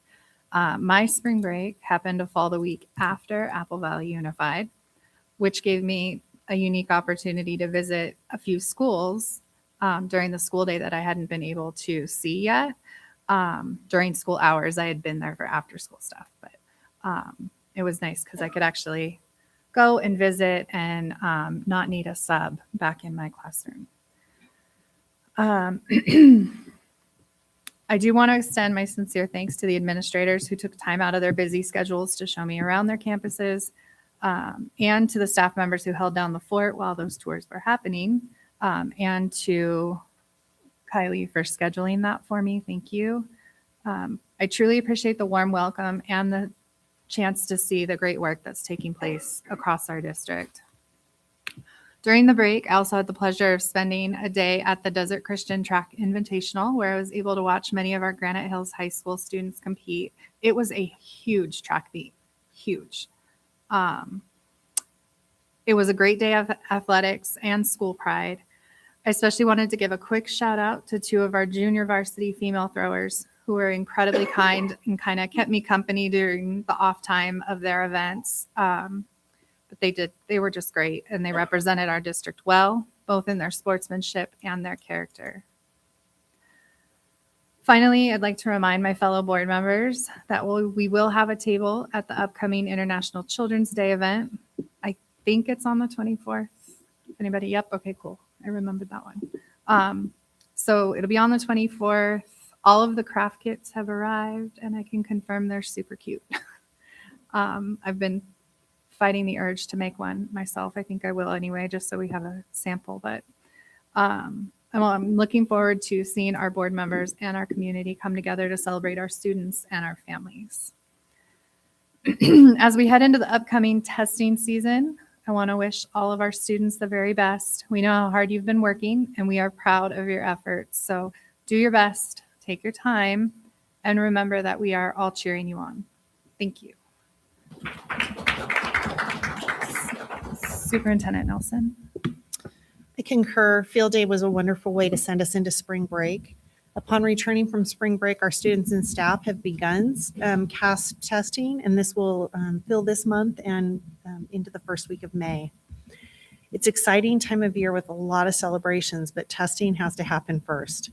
Earlier this week, AVUSD was asked to present with Youth Truth at a National Coalition for Improvement in Education Summit. We are the only district, they believe nationwide, that utilizes data from the annual Youth Truth Survey with the Superintendent Student Advisory. Mr. Schlosser and I drove, presented, and returned to the district on Tuesday. It was a wonderful way to highlight our students and how their voices are being heard to create change that's actually data-driven. A lot of the adults that were there were asking us, how do you get them to even get into that data? Well, we told them, we just stand back and let them go because it's amazing to watch them. Yesterday, we had the pleasure of attending the Greater High Desert Chamber, as was mentioned. I'd like to at least mention the students, the scholarships from both Granite Hills High School and Apple Valley High School. Christian Coronado, Granite Hills High School, Macy Gibson, Apple Valley High School, Daisy Maciel, Granite Hills High School, Trisha Patel, Apple Valley High School, Aiden Reynoso, Granite Hills High School, and Angeline Silva, Granite Hills High School. It was wonderful to see such a number of our students receive scholarships. We also got to hear County Superintendent of Schools Ted Alejandre highlight several countywide initiatives and highlighted how the high desert districts work collaboratively. One of the initiatives is the early high desert, what did I just do? I can't read myself, is early literacy. And our county offers Footsteps to Brilliance, which is an early literacy program that's accessible online to all San Bernardino County families, and it's free of charge. Last month, I was thrilled to hear, and Principal Wendy Watt will know what I'm about to say, that 2 of our classrooms, Roman Hernandez and Leanne Price at Sandia, have been added to the Footsteps for Brilliance Brilliant Mind Model Classroom Honor Roll. This means that 100% of their students have been using the program for 45 minutes a week for a sustained period of time, which in turn means they are building literacy skills for their students beyond the classroom. It's notable. Congratulations, Ms. Watt, and to the teachers that are doing that. The data, the research is clear with that program that when students engage outside of the classroom in any given length of time, over a sustained period of weeks, they gain literacy 3 times faster than other students. We have done lots of promotion about this program, and we will continue to do so. Today, we held the final student advisory of the year. Bittersweet in my world because I've watched these students grow each year, some of them since they were in 4th grade. We had each high school planning team come together for the first time to support the elementary advisors. Not my idea, it was the high school students' idea. They talked to us about what they would tell their 6th grade, 7th grade, 8th grade selves and what was important at high school. And one of the things they offered was, we think the adults tell us those things, but we don't really listen to them when we're in middle school. So maybe the kids could tell the kids. And so what happened was they came to each table and sat with the elementary students after spending some time building some slides. And those students, the principals kept coming to us. They don't want to work on their plan right now. They want to talk to the high school students. And you know what? That was okay. Because the principals can continue those plans that we were building at their school sites. But the engagement that was happening at the tables of these students being able to see themselves either going on to college like these high school seniors were explaining they were doing, or in a pathway, or a freshman who has just gotten through the end of their, finishing their freshman year and how different it is, was pretty incredible.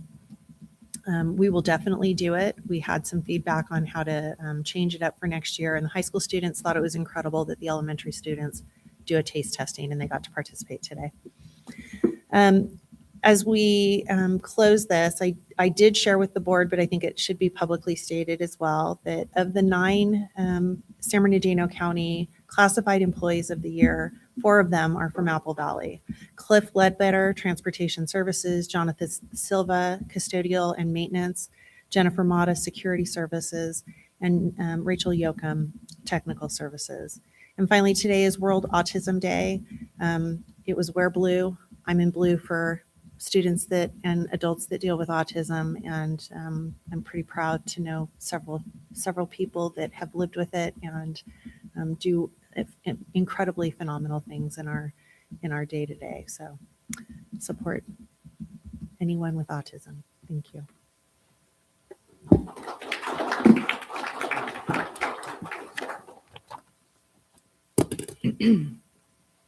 All right, we're going to move on to reports. Union representatives. I just want to confirm CSEA does not want to speak again, correct? I believe that's what Mr. Okay. Scott indicated. I just want to make sure. Apple Valley Unified Teachers Association, Avuda, Karen Sabers. Okay. All right, item 6, closed session reports. The clerk will read out any action taken in closed session.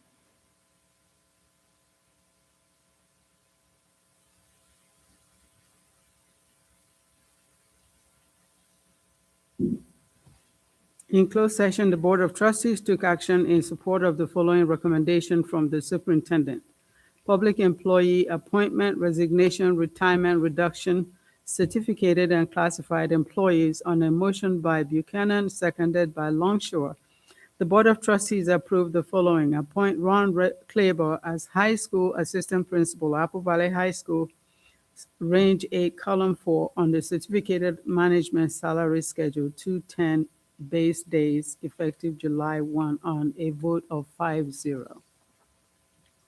In closed session, the Board of Trustees took action in the support of the following recommendation from the Superintendent. Public employee discipline, dismissal, release, reassignment, transfer, and leave. Approve the compromise and release agreement between the Apple Valley Unified School District and employee number 4436. Motion by Raleigh and seconded by Buchanan. It was a vote of 5-0. In closed session, the Board of Trustees took action in support of the following recommendation from the Superintendent. Conference on Litigation, Government Code Section 54954.5, subsection D, and 54956.95, M. Pennington versus Apple Valley USD.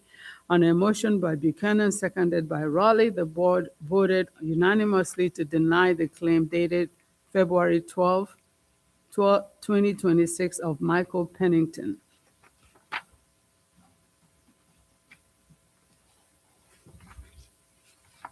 You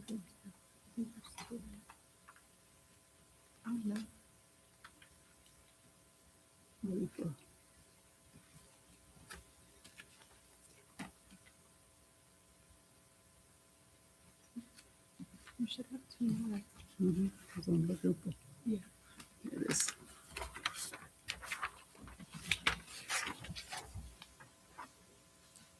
In closed session, the Board of Trustees took action in support of the following recommendation from the Superintendent.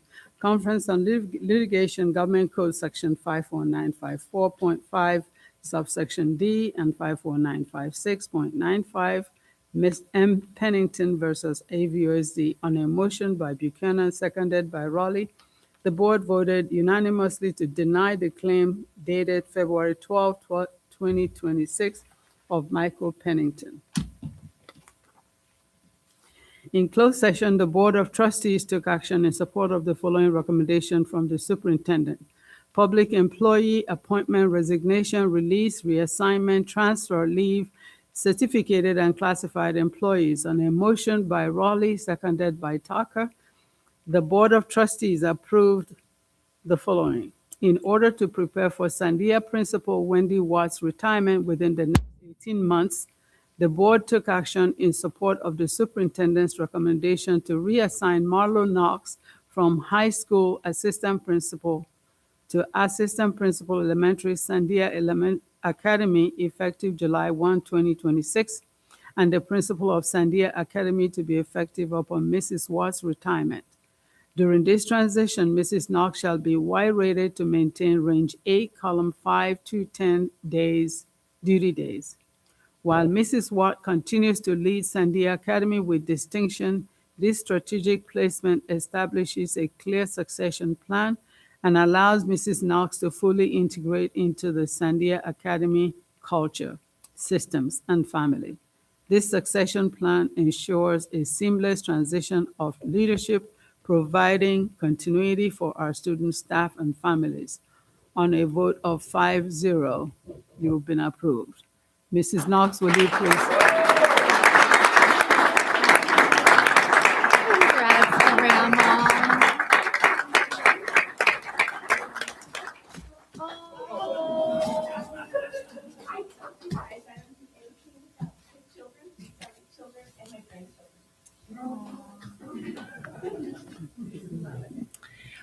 I think it's amazing that a principal cares enough about their school to tell people that they're going to retire far enough in advance that somebody amazing can come in and support and build the relationship. So congratulations.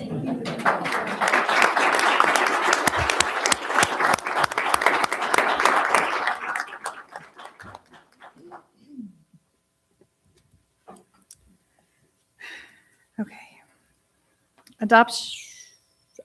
Adoption of the agenda. The board may approve the agenda as is or add and/or pull items from the consent agenda for discussion and/or action. I move we approve the agenda. Can I get a second? I'll second. We'll be taking a vote via roll call. Do we have anything to pull? We don't pull yet. Not here. Mrs. Longshore. Aye. Mr. Raleigh. Aye. Mrs. Tucker. Aye. Ms. Okpara. Aye. And Ms. Buchanan, aye. Kylie, do we have any public comments? We do. We have 3 cards this evening. All right, thank you. As provided on our public comment card, speakers are requested to limit comments to a maximum of 3 minutes. If more than one person wishes to speak on the same topic, subsequent speakers should limit their remarks to new information only. Public comment shall be limited to a maximum of 20 minutes per item. So first up, we have Kian Peak.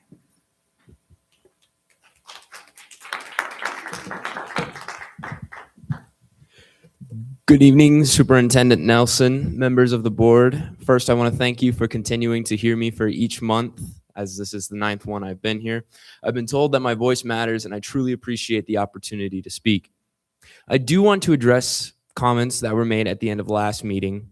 It was suggested that the issue is about one student being lazy or unable to get up on time, and I think it's important to clarify that.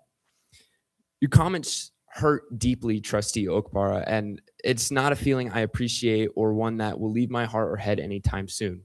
However, I did like the comment where you said, I've heard that it's been that high schools do start too early, because it's true. Even if I were lazy, which I'm not, this is about students across the district and about following California Senate Bill 328.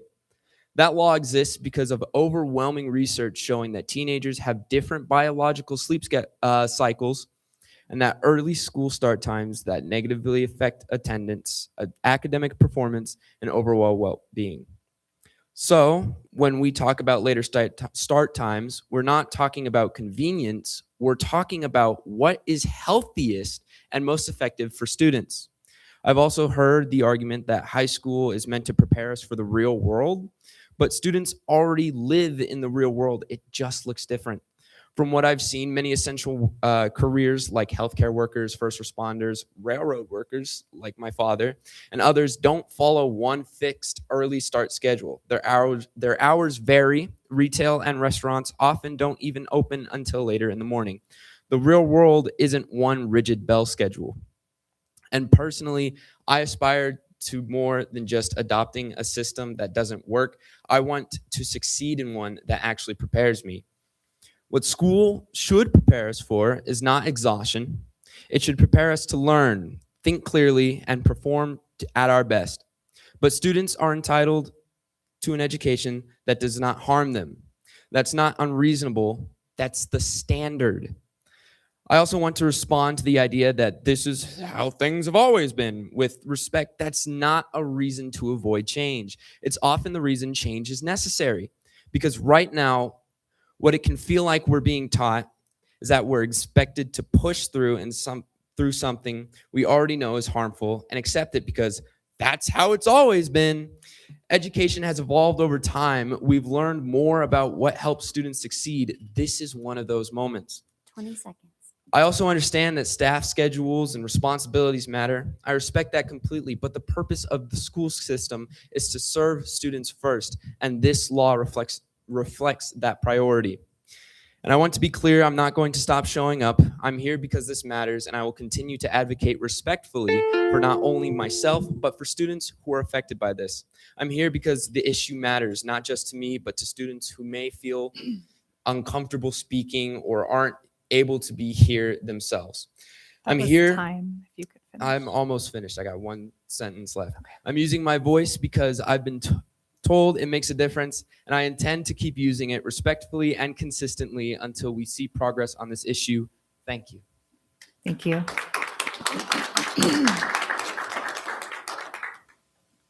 Terry Peak.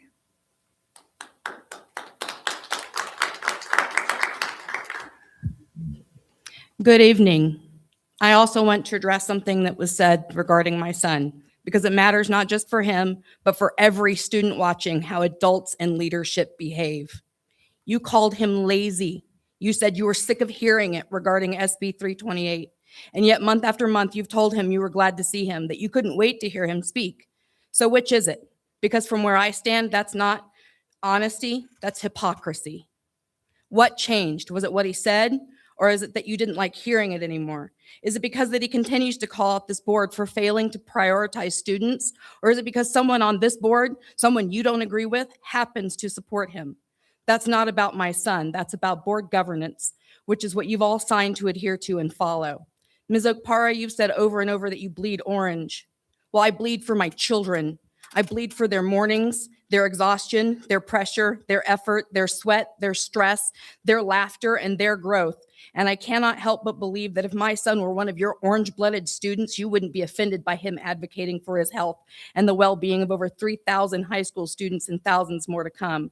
And maybe that's the real issue, that this voice didn't come from where you expected it to, that it hasn't been one of those orange-blooded students challenging the mediocrity of this board. But let's be clear, he has said repeatedly this may never benefit him or his high school start time, so he continues to fight for future students. My son is not lazy.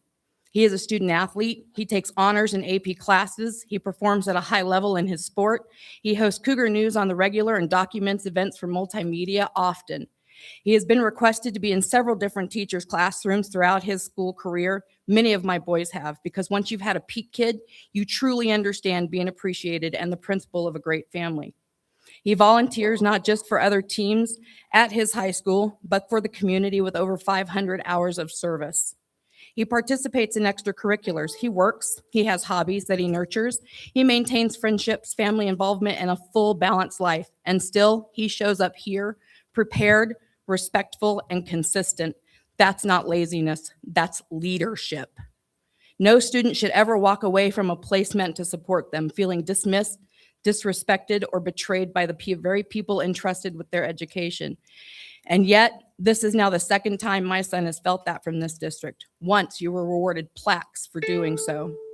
Let's talk about reality. For 7 out of 9 months the school year, high school students are waking up and going to school in the dark. For 2 of those months, it's dark around 4:45. If safety is the concern, isn't it more appropriate for a teenager 15 who's more seconds. capable of navigating hours in the dark than it is for a 6 or 7-year-old to be out in a darker afternoon? He's progressive in movement, not stagnant in a comfort zone that can prove to be unsuccessful. Last year, he helped a friend escape an abusive house and get to the safety of another parent in another state. We provided that safe house while under duress trying to get his friend to safety successfully, and that friend is now thriving.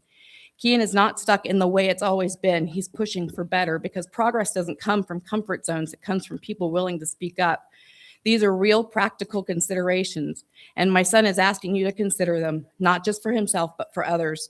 So you say one person Thank you. can't make Your a difference? time is up. History has shown us differently over and over again. Rosa Parks, Frederick Douglass, Harriet Tubman, Maria Montessori, Malala Yousafzai, Jesus Christ. One person, one voice, one action, major change. That's all it takes to start change, and he does have support. There are a multitude of people. Ma'am, your time is up. Thank you. We've got Anne Marie Van Gordon next. Because if you're really truly here for students, then we should be listening carefully to what they have to say.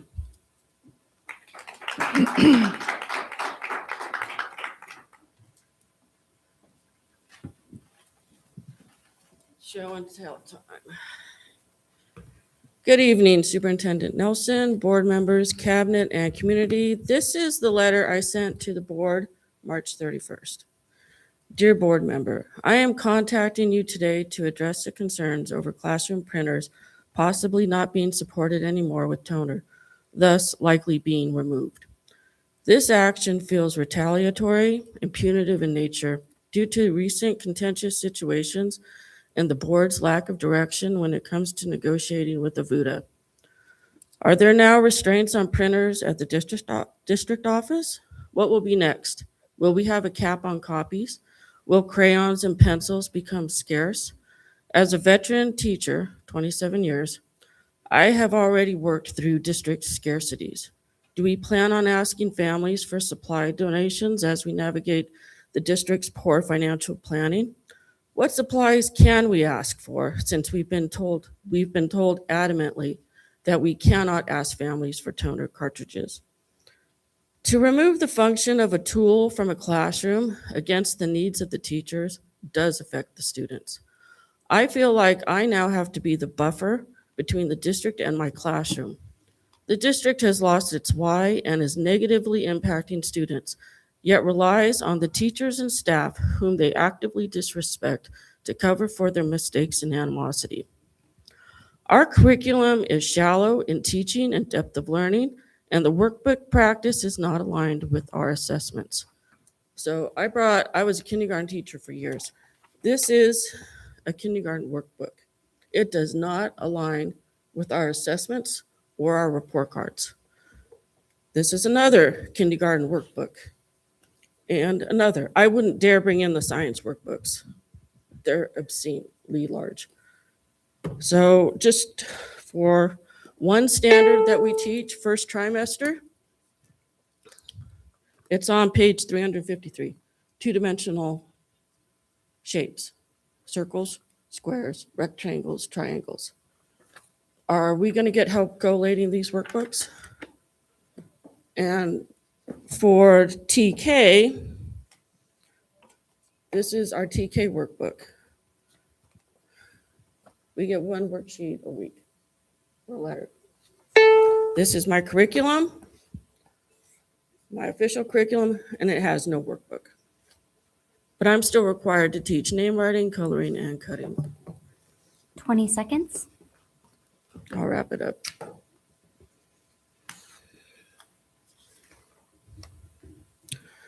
To insinuate that teachers are poor planners by stating they just need to plan is insulting and is further eroding our trust in district decision-making.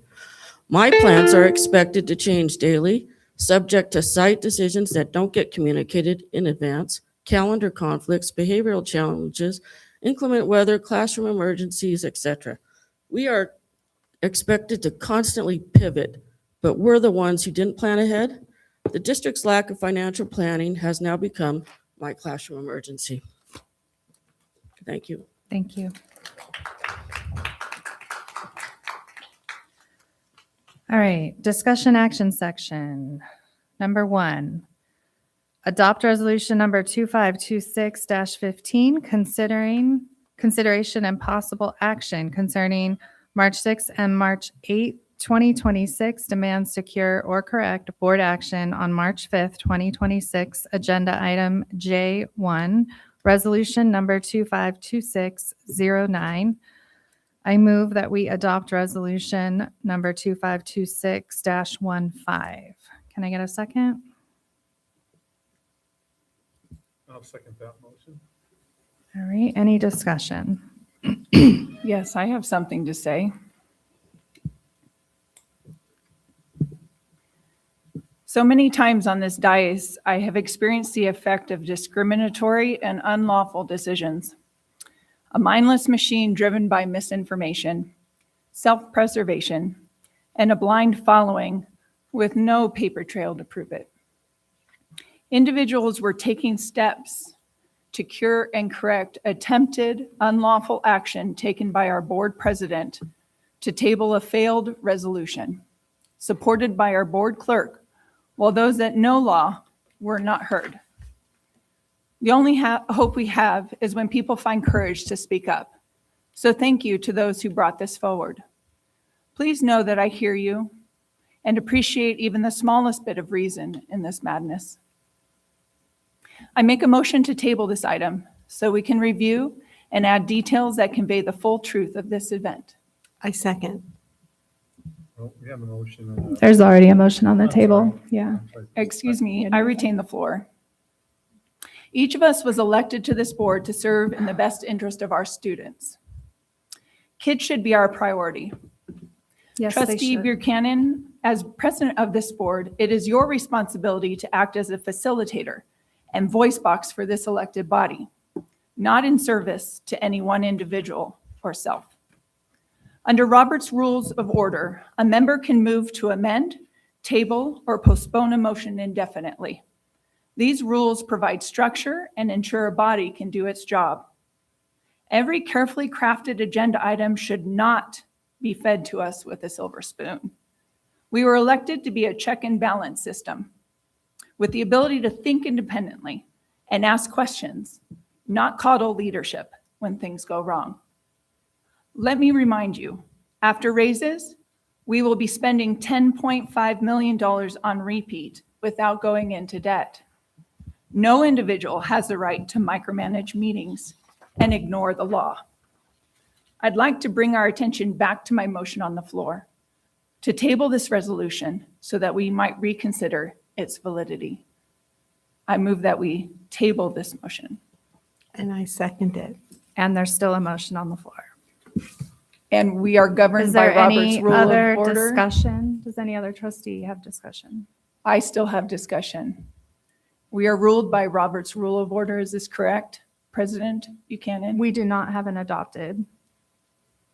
Any governing body is ruled by Robert's Rules of Order.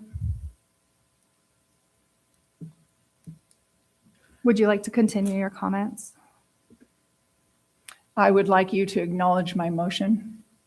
I And the did. second on the floor. But to we table have a this. motion on Let's the go ahead floor. and move forward to take a vote. We That would will be the not, correct motion. but I will call for the vote on the first motion, which was to adopt resolution 2526. I call on my board members to Renee, if you speak up. if you are so versed in Robert's Rule of Law, you know the first motion gets voted on first. And then if that motion fails, we can just move your motion forward. to table. That's actually incorrect. And I did explain specifically when a motion comes up, because it was placed on an agenda, it doesn't automatically guarantee we vote on it before we consider amending, tabling, or indefinitely suspending. This allows our body to be able to work as a body and not be dictated by an individual. All right, we'll be taking a vote via roll call. Mrs. Longshore? Can we have more discussion on this? Yes, what would you like to say? I would like to say that I have concerns about this since there were 2 curing corrects. We do not have official board minutes until May on this. We have the resolution back as the next issue in its entirety. It has not been changed. I think that we need to be cautious in not answering the curing corrects. During the meeting, after the motion did not pass, immediately it was stated that it was going to be tabled and brought back. Now, the fact that no official action occurred, we still have this motion back. So it kind of looks like even though you're saying there's no official action, the result is the resolution is back. That's a concern that I think we need to be aware of and be considered, because I think it's going to cause issues with further litigation or complaint. Of all the things that this board hears and all the allegations and all the liability that's being brought forward, that's putting this district in jeopardy with lies and deceit and slanderous comments, we're worried about a cure and correct on a motion to support the superintendent. Is that what you're saying? I'm saying that we need to follow procedure. I do not feel this is in the best interest of the board. I'm not addressing anything else other than if we're following rules, we should follow rules. I agree, but we don't follow rules. So But that I think we're doesn't following the mean, rules in this position because it's my understanding that this was sent to legal and that it was stated that this was perfectly legal and does not open the district up for liabilities to move this forward. It's amazing to me that there's so much hate and animosity to keep this thing from moving forward. I mean, we're acting like, it's the end of the world because we want to support the superintendent of the district. Well, So that's- I ask that we call for the vote, Madam President, unless, Maria, do you have comments? I've already stated my position. Okay. I just want to clarify, we're considering the resolution of the cure and correct, not the resolution to support the superintendent. I know, that's next though. So, But the resolution we are supporting is that we cannot cure and correct something that is already, is not even required for us to Correct. cure and correct. correct. Yes. All right, so we'll take the vote via roll call. Mrs. Longshore. My motion is still on the table, so I feel Okay. like we need a vote on that first. Mr. Raleigh. Aye. Mrs. Tucker. No. Ms. Akpara. Aye. Ms. Buchanan, aye. Are you abstaining or would you like to vote on the one that's on the table? Mrs. Longshore. Oh, I was waiting for my motion and the second to be recognized so we could take a vote on that. Well, you have to vote up or down on the one that's on the table.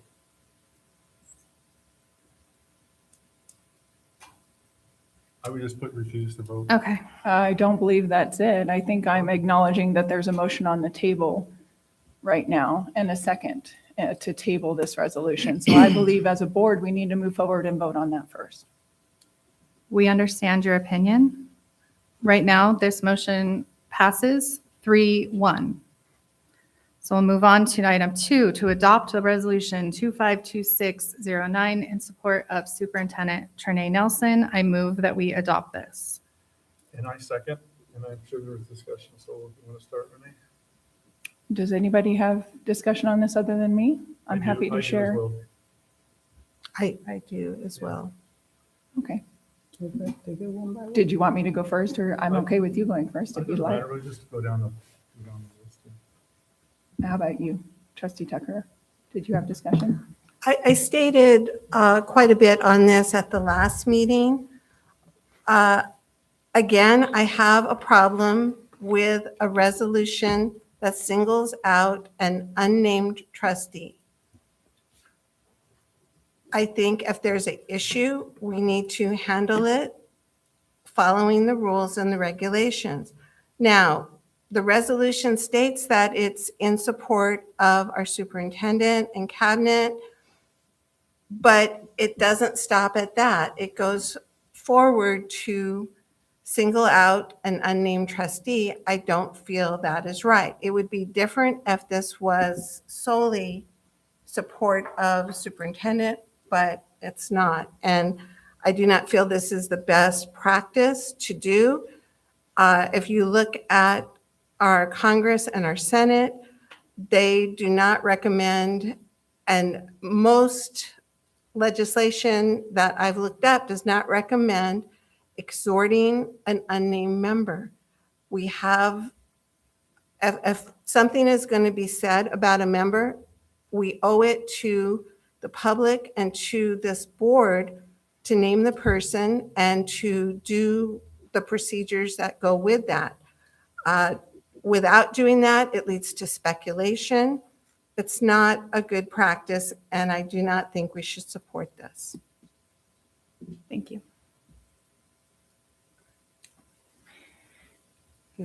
Okay, in the explained background, President Buchanan stated that, quote unquote, with one member absent, no action was taken on this resolution. This is incorrect. A motion was made and a tied vote cast by this board on March 5th, 2026, which means the motion failed. Will this be properly noted in the March 5th, 2026 board minutes? In order for it to be brought forward again, Mr. Raleigh would have to renew it. Did you? I told Madam President that I wanted it back on the agenda. And I have some things to say, so go ahead and finish and then I'll clarify. Okay. any comments. It should be duly noted on record that Trustee Raleigh renewed failed Resolution 252609. Discussions began in February 2025. 1 year later, inaccurate financial projections have only been confirmed. This district's budgetary practices are questionable at best. Fiscal reports are off by millions of dollars, and time after time, still approved by the majority of this board. These are facts.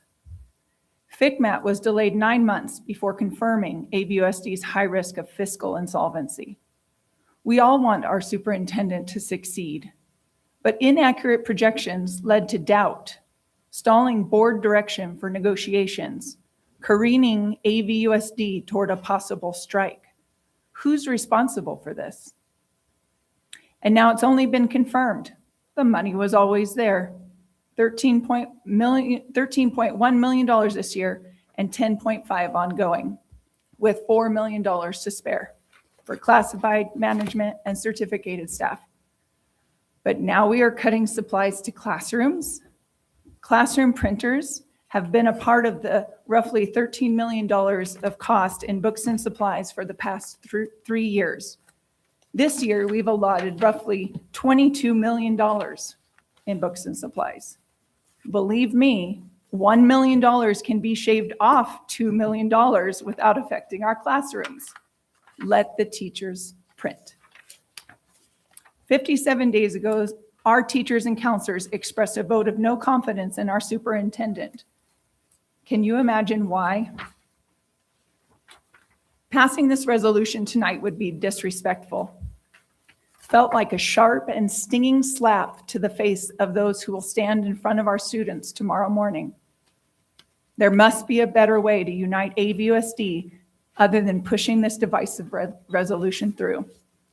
I make a motion to table Resolution 252609 so that this board can consider the impact of this decision on our community. I second. Okay, so I have some discussion on this item. So I think we all know why this resolution 2526 in support of Superintendent Trainee Nelson was put on the agenda. Obviously, it's the labor union's right to stand in front of the dais here and tell the board of trustees that they have no confidence and that there was a vote. That's their right. It's also the right of this board to place something on the agenda to state support. Now, I think I have a unique background to talk about this. I have served in government for 33 years. I served under 5 sheriffs. I was the mayor of the town of Apple Valley for 2 terms out of 8 years being elected. I supervised and worked for 3 town managers. I serve as a board of directors for Division 5 of Mojave Water Agency and served and supervised 3 general managers there. And so I have a unique role. I'm not a teacher. I was never in education, although I did graduate from the Apple Valley Unified School District 50 years ago. But my background is not in education. So when I came on this board 8 years ago, I didn't know Trainee Nelson. I didn't know Matt Schulenberg. I didn't know Pat Slosser or Dustin. I didn't know Kylie. I knew hardly anybody. I knew Dennis Bender, who's been around longer than I was around. And so when I got on this board, it was actually Tom Hogerman, who was the superintendent for a short period of time. And before I got on the board, I did some interviews and spoke with some members that worked for the district. And they're like, "Hey, Rick, if you get on the board, can you try to get rid of Hogerman?" And it wasn't everybody; it was just a few voices. And then it was, "Oh, well, we don't like this superintendent. We want this person." So this goes with the territory. That whoever sits at the top seat always has a target on their back, no matter if they're a city manager, no matter if they're the superintendent, sheriff of the county, whoever, CEO of a company. And so I came into this job with an open eye, and when Trinae was sworn in, was a short time after I was, I had some ideas to her, like, maybe you should try this, maybe you should try that. Whether she liked them or not, I don't know, but she implemented those ideas. She was receptive to those ideas, and she came along and she did what the board asked her to do. So, let's fast forward. We had years and years of negotiations, and it always started out where, it was a low ball from the board, and it was wanted more money from the teachers, and we always were able to come to a resolution and give support and give pay raises over the years. And then it became very contentious with the election of 20, when did you get elected? 2024. There you go. So when you Renee got elected on the board and Anita got elected, we had two different board members who had two different perspectives. Anita came from Victorville, Renee came from Victorville. So that's a little different than how Apple Valley was operating. And so they wanted to bring that style here. But I'm just speaking from what I had seen over the years. And then it became, really contentious when California Teachers Association got involved, and we had heard that, Apple Valley was a test district to see if they could rattle the district, and the union became very abrasive. They say it wasn't personal, but it became very personal attacks, personal innuendos against, different people's spouses, children in the district. There was quite a bit of animosity there. But we did come to a resolution, and what I mean by resolution, we did come to a compromise, and we were able to give the pay raises to both CSEA and to ABUDA. So here we are, back again with a union member getting up here and saying there's something nefarious about this resolution, and how dare us to bring it back because it was 2-2. It was very clear. I made it clear to Ms. Nelson that I was going to be absent for that board meeting, that I was ill, and that I could not drive home from where I was at, which was quite a distance, and that I'm sorry that I can't make it. And at no time did anybody say, well, we have these items on this agenda, and, we don't know how it's going to go. So, if it was nefarious, it would have been pulled and put back on when I'm here. And it wasn't. And it was, we all know what occurred. It was a 2-2 vote. And if I was here, I would have supported it, because I support Superintendent Nelson. I support her staff. Are things perfect? Never perfect. Can there be improvements? Absolutely. But the allegations of malfeasance, the allegations of, there's this money here, there's money there, and there's charts and this and going on podcasts and things like that, that is your right, Renee. And we all know who on the resolution, we all, we know who people are going to assume is the person that they're talking about that's not listed.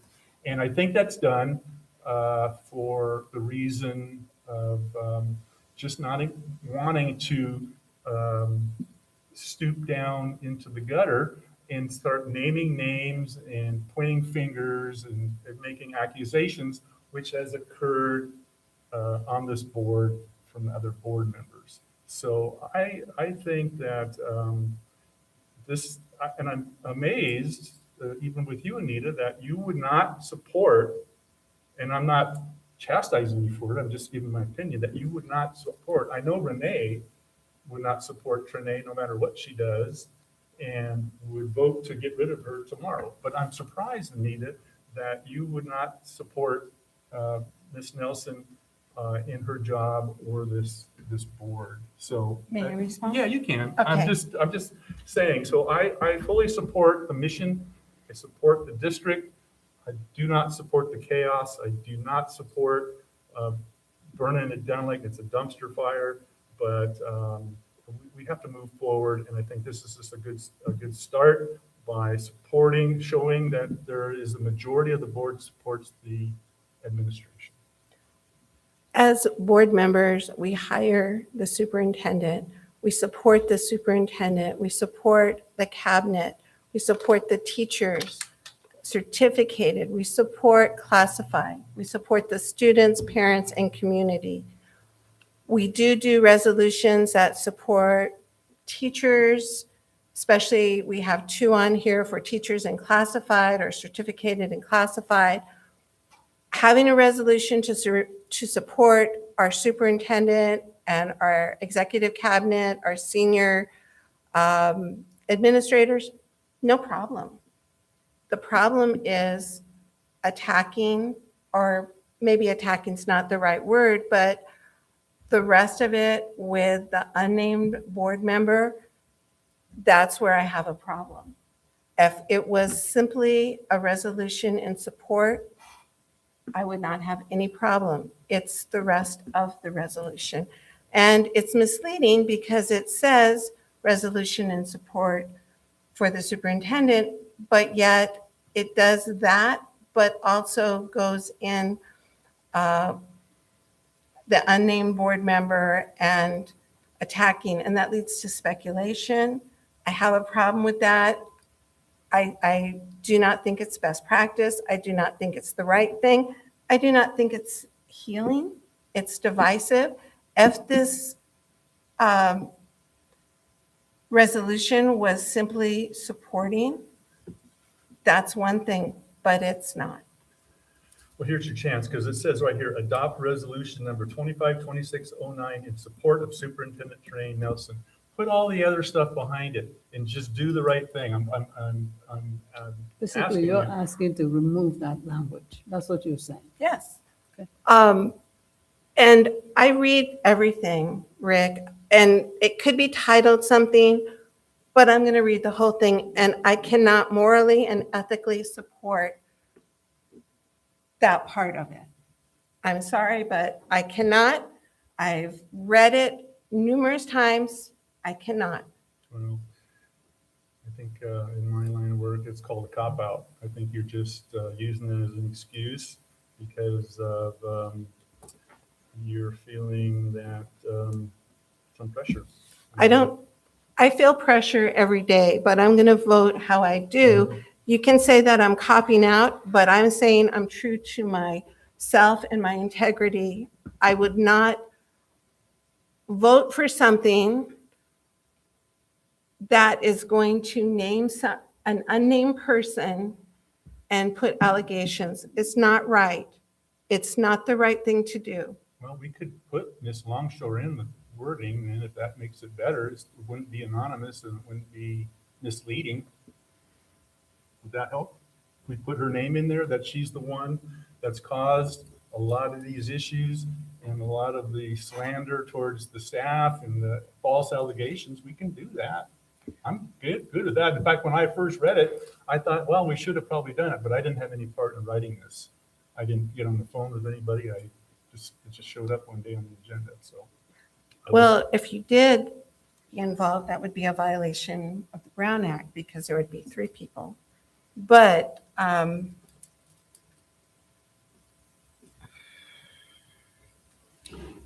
May I say something, Madam President? We've been listening to this quite a bit, and I'm just a little bit troubled. Troubled in the sense that this conversation wouldn't have occurred if there wasn't allegations that have been floating around. And when the first speaker was going on, I had to find the letter from the San Bernardino County Superintendent of Schools, because that's always the conversation that keeps coming up about misappropriation of funds. It keeps coming up. And I'm going to read this so that I can go on record. AB 1200 was created to ensure the local educational agencies throughout California are adequately prepared to meet their financial obligations and empowers county superintendents to provide fiscal and operational oversight to ensure fiscal solvency. And this is a letter that was written from the county to Mrs. Nelson on February 3rd. The county superintendent of schools is required by law to review and examine the budget and LCAP's first and second interim reports and unaudited actuals financial statements as prepared by the district to determine the financial solvency of the district. The county superintendent also reviews collective bargaining agreements and monitors district corrective action for certain audit exceptions. Oversight responsibilities are specified under Assembly Bill AB 1200, AB 2756, AB 1840, and related legislation. When examining adopted budgets submitted by districts, Education Code Section 42127, subsection C requires the county superintendent of schools to determine if the budget complies with the criteria and standards adopted by the state board pursuant to Education Code 33-127. 2, determine whether the budget will allow the district to meet its financial obligations during the fiscal year and will enable the district to satisfy its multi-year financial state commitments. 3, determine whether the budget includes the expenditures necessary to implement the LCAP. 4, determine whether the budget includes combined assigned and unassigned ending fund balance that exceeds the minimum recommendation reserved for economic uncertainties. 5, approve, conditionally approve, or disapprove the budget by September 15. Conditionally approved and disapproved budgets must then be resubmitted by October 22nd for approval or disapproval. The budget review includes an analysis of 10 criteria with standards and additional information about the status of the budget. The 10 criteria are average daily attendance, enrollment, ADA to enrollment, local control funding formula, LCFF, revenue, salaries and benefits, other revenues and expenditures, facilities, maintenance, deficit spending, fund and cash balances, and reserves. School district budgets are measured against the standards for each of these criteria. In addition to the criteria and standards, the review must identify additional information regarding contingent liabilities, use of one-time revenues for ongoing expenditures, use of ongoing revenues for one-time expenditures, contingent revenues, contributions, long-term commitments, unfunded liabilities, status of labor agreements, local control and accountability plan, and LCAP expenditures. Deviations from the standards must be explained and may affect the approval of the budget. That is on California Code of Regs, Title 5, Division 1, Chapter 14, Subchapter 8, Article 1. When examining the interim financial reports, it requires the county superintendent of schools to determine if the report complies with the criteria and standards adopted by the state board pursuant to Education Code 33-127. Determine whether the report will allow the district to meet its financial obligations during the fiscal year and will enable the district to satisfy its multi-year financial commitments. 3, certify the report as positive, qualified, or negative based on the financial conditions of the district. The review includes an analysis of 10 criteria with standards and supplemental information about status of the budget at interim report time. The 10 criteria are fund and cash balances, reserves, deficit spending, ADA, enrollment, ADA to enrollment, LCFF's revenue, salaries and benefits, other revenues and expenditures, and facilities maintenance.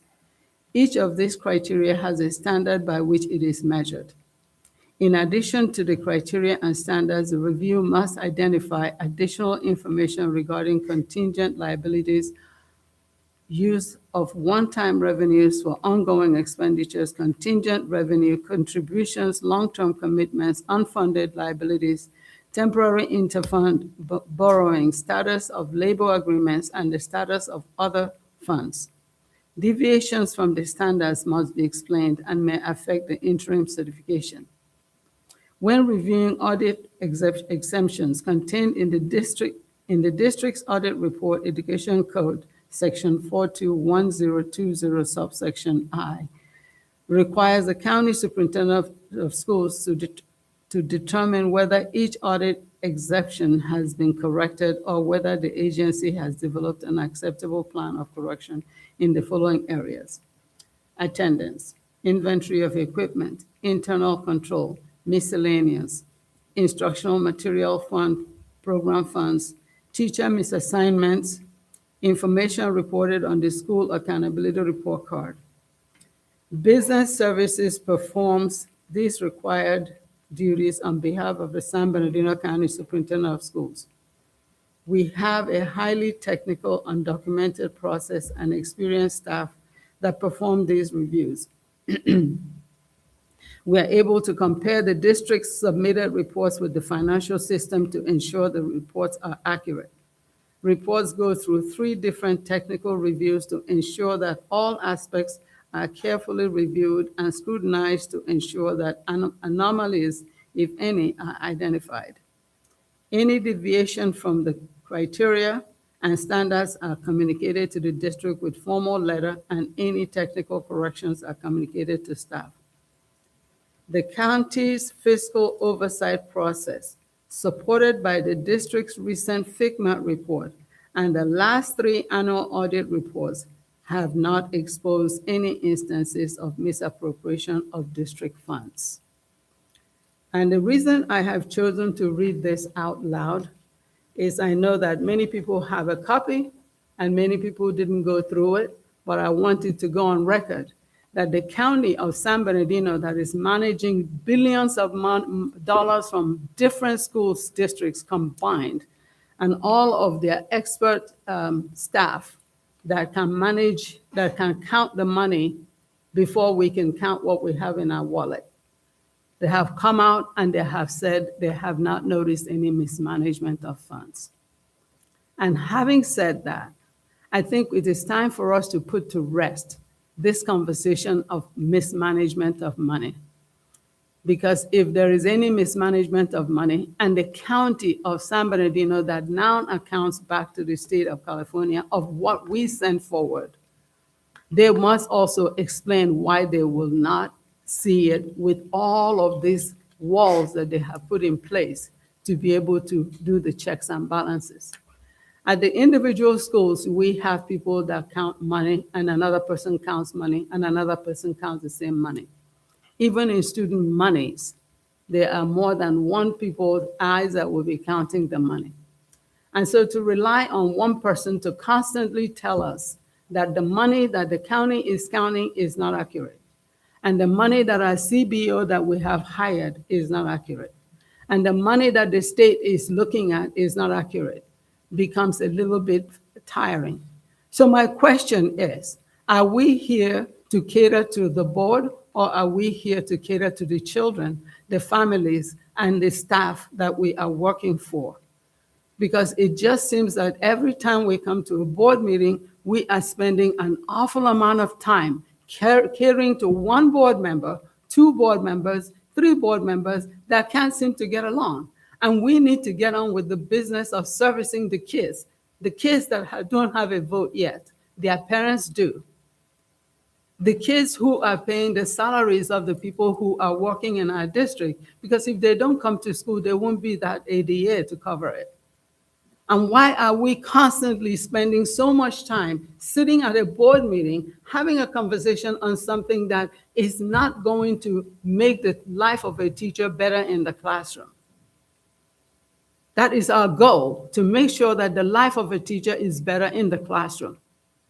If it is a verbiage that we need to cut out, cut the verbiage out. But let us be clear that on this day, on this April 2nd of this board meeting, that it is going to be recorded that this conversation did occur. So even if we took out a verbiage that is offensive to one or two board members, it doesn't change anything because it's still on record that that conversation did occur. But let me go back to the superintendent, for which we are here to make sure that you all understand what her job is.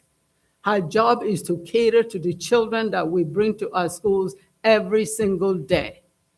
When some of us are still catching our last dream in the morning, she's already up and running. She knows when the buses leave and she knows when the buses get back home. She knows when the students are not on campus. She knows when the teachers are not on campus. She is doing everything that we've asked of her.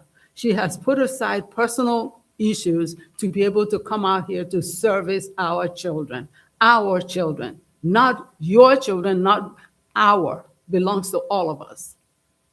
You all sat here and watched a parent chastise me for saying something about her child. I understand that. I really, truly understand it. But in order for us to move forward as a board, we have to get out of this pointing fingers. And if we must disagree as a board, it is important that we disagree in the back room and we come out here to do the service of the people. We do the service of the children, the service of our school.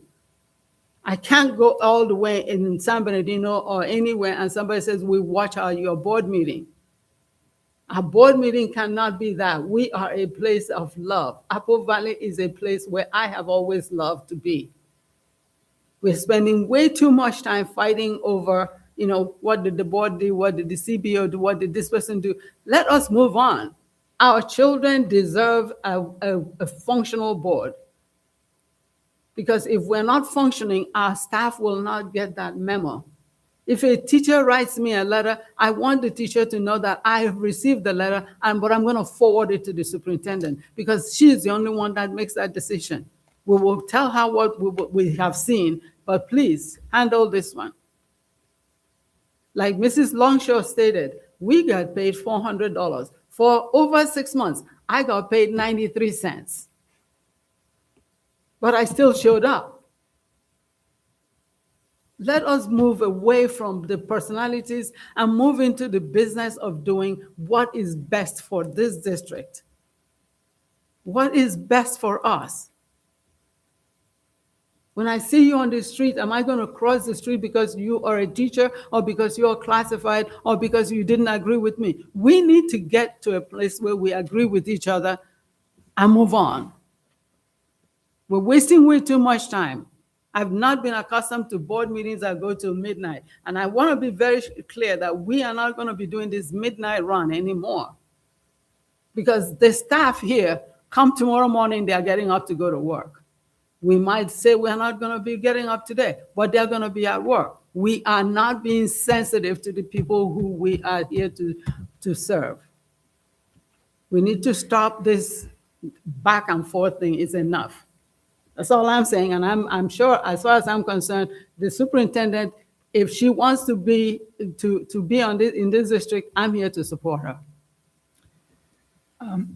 If I can respond, thank you, Trustee Akpara.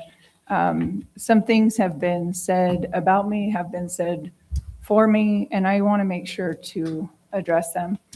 I speak facts. At no time have I ever slandered somebody, spread false accusations, accused anybody of misappropriation of funds, malfeasance, or done any sort of personal attacks. Are you serious? You're going to sit there and say that? You can look through the tapes. The board meetings are I don't taped. need to. I sit next to you and I listen to it. I sit in closed session. I sit up here. I don't need to look at tapes. You can peruse my spreadsheets. Check them against district reports.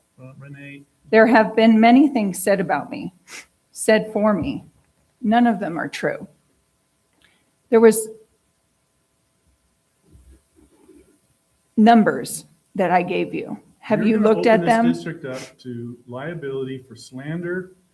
It's an open you up for it. No, that would be you, President Raleigh. You named me as the unnamed member in this resolution. President, please.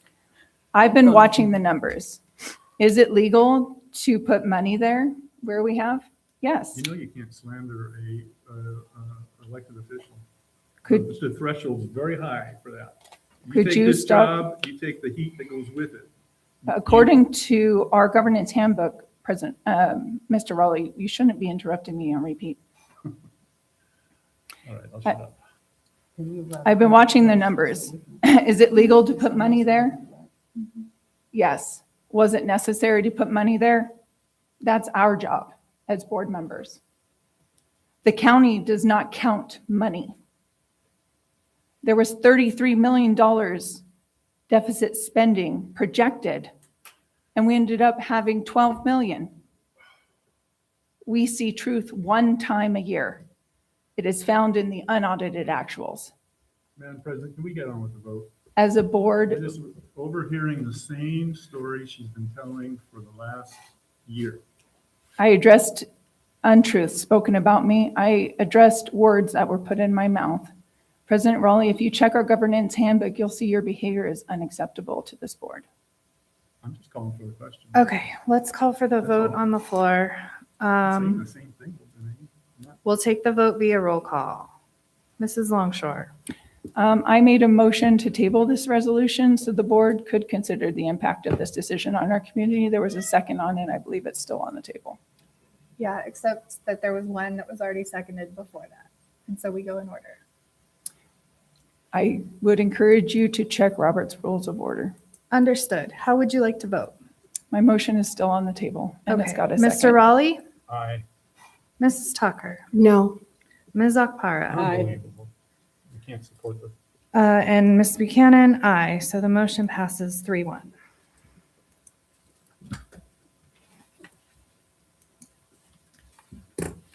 All right, item 3, approve the tentative agreement between Apple Valley Unified School District and the Apple Valley Unified Teachers Association dated February 12th, 2026.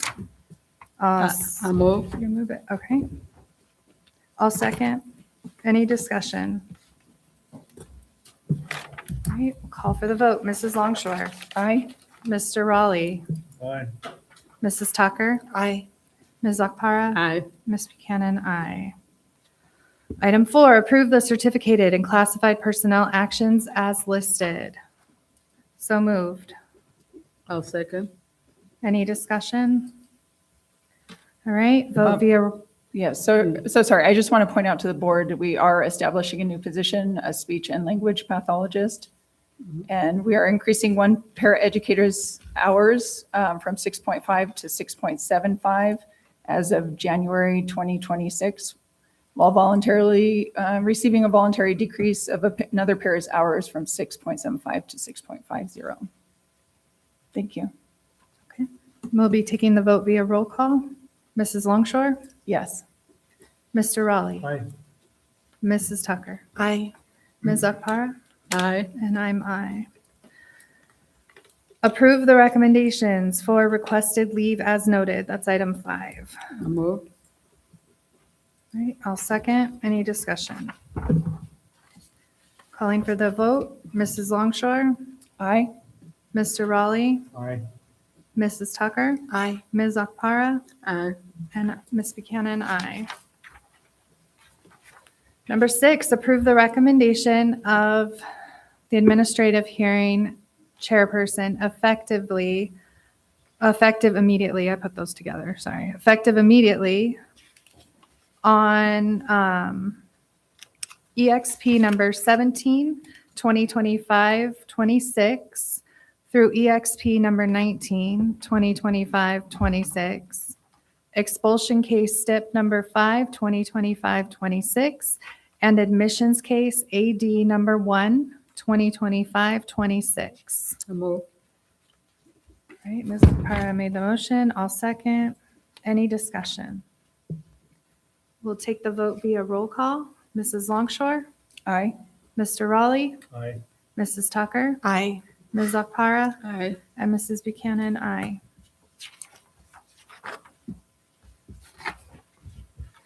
Okay, we're going to move on to item J, the consent agenda. It's recommended that the Board of Trustees consider approving a number of agenda items as a consent list. Consent items are routine in nature and can be enacted in one motion without further discussion. This procedure conserves meeting time for a full discussion of significant issues. Are there any items anyone would like to pull? Yes. I'd like to pull items 8, 18, 24, and 25. Was there one after 18 before 24? I'm sorry, which ones did you say again? Okay, so it's, let me just confirm, number 8, number 18, number 24, and number 25. Yes. Okay, are there any others?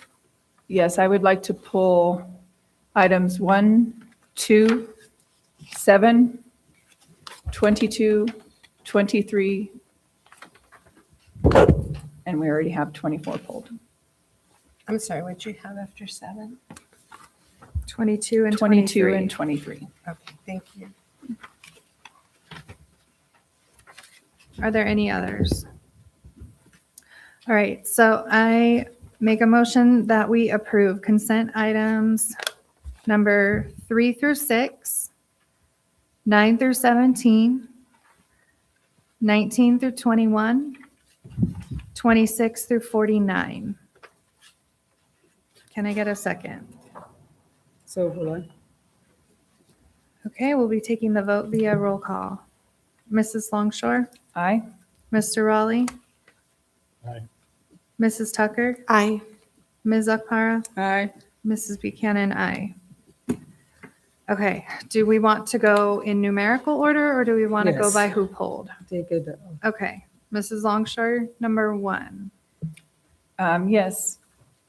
Thank you. For consent agenda item number 1, it says adopt resolution 252614, board compensation for missed meetings, but the attached document said human resources report.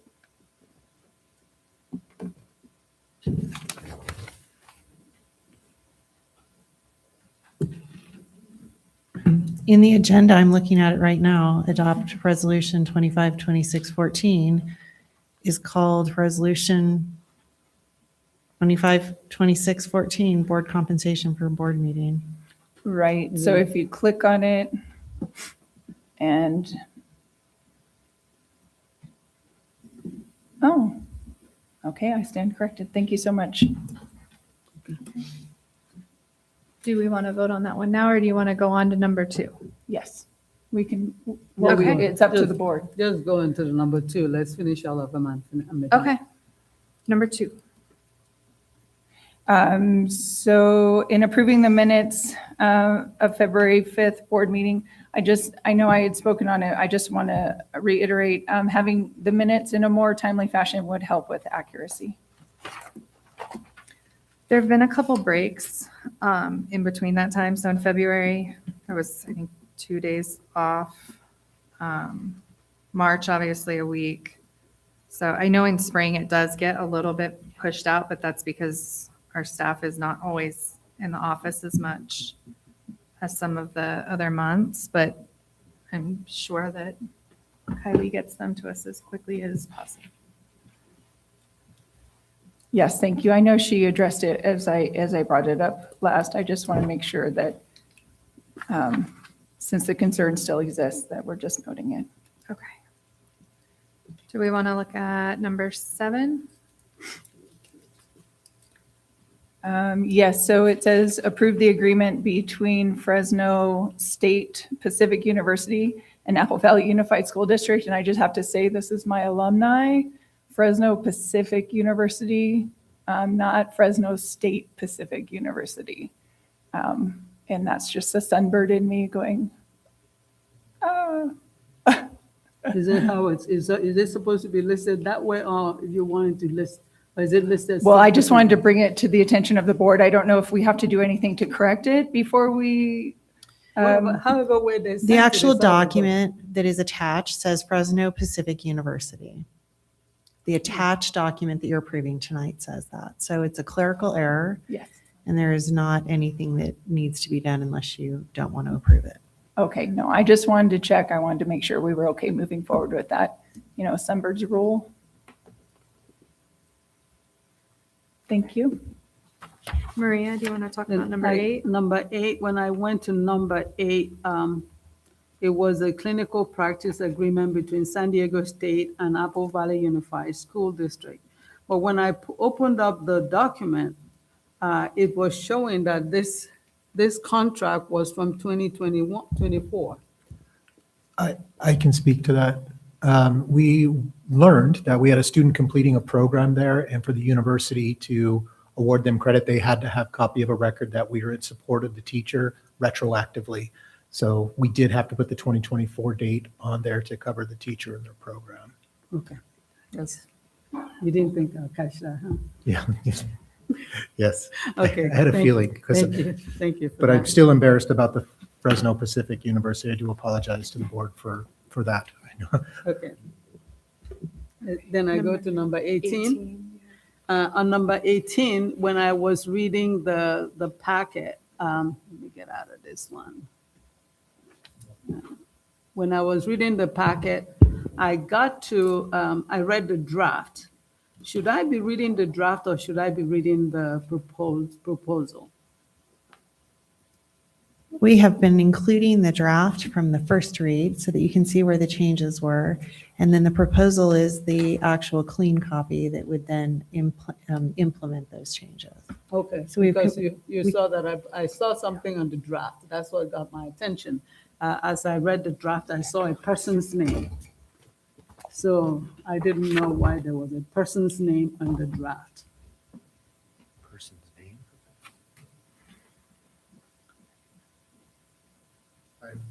You want me to tell you the page number, where it was? Yes.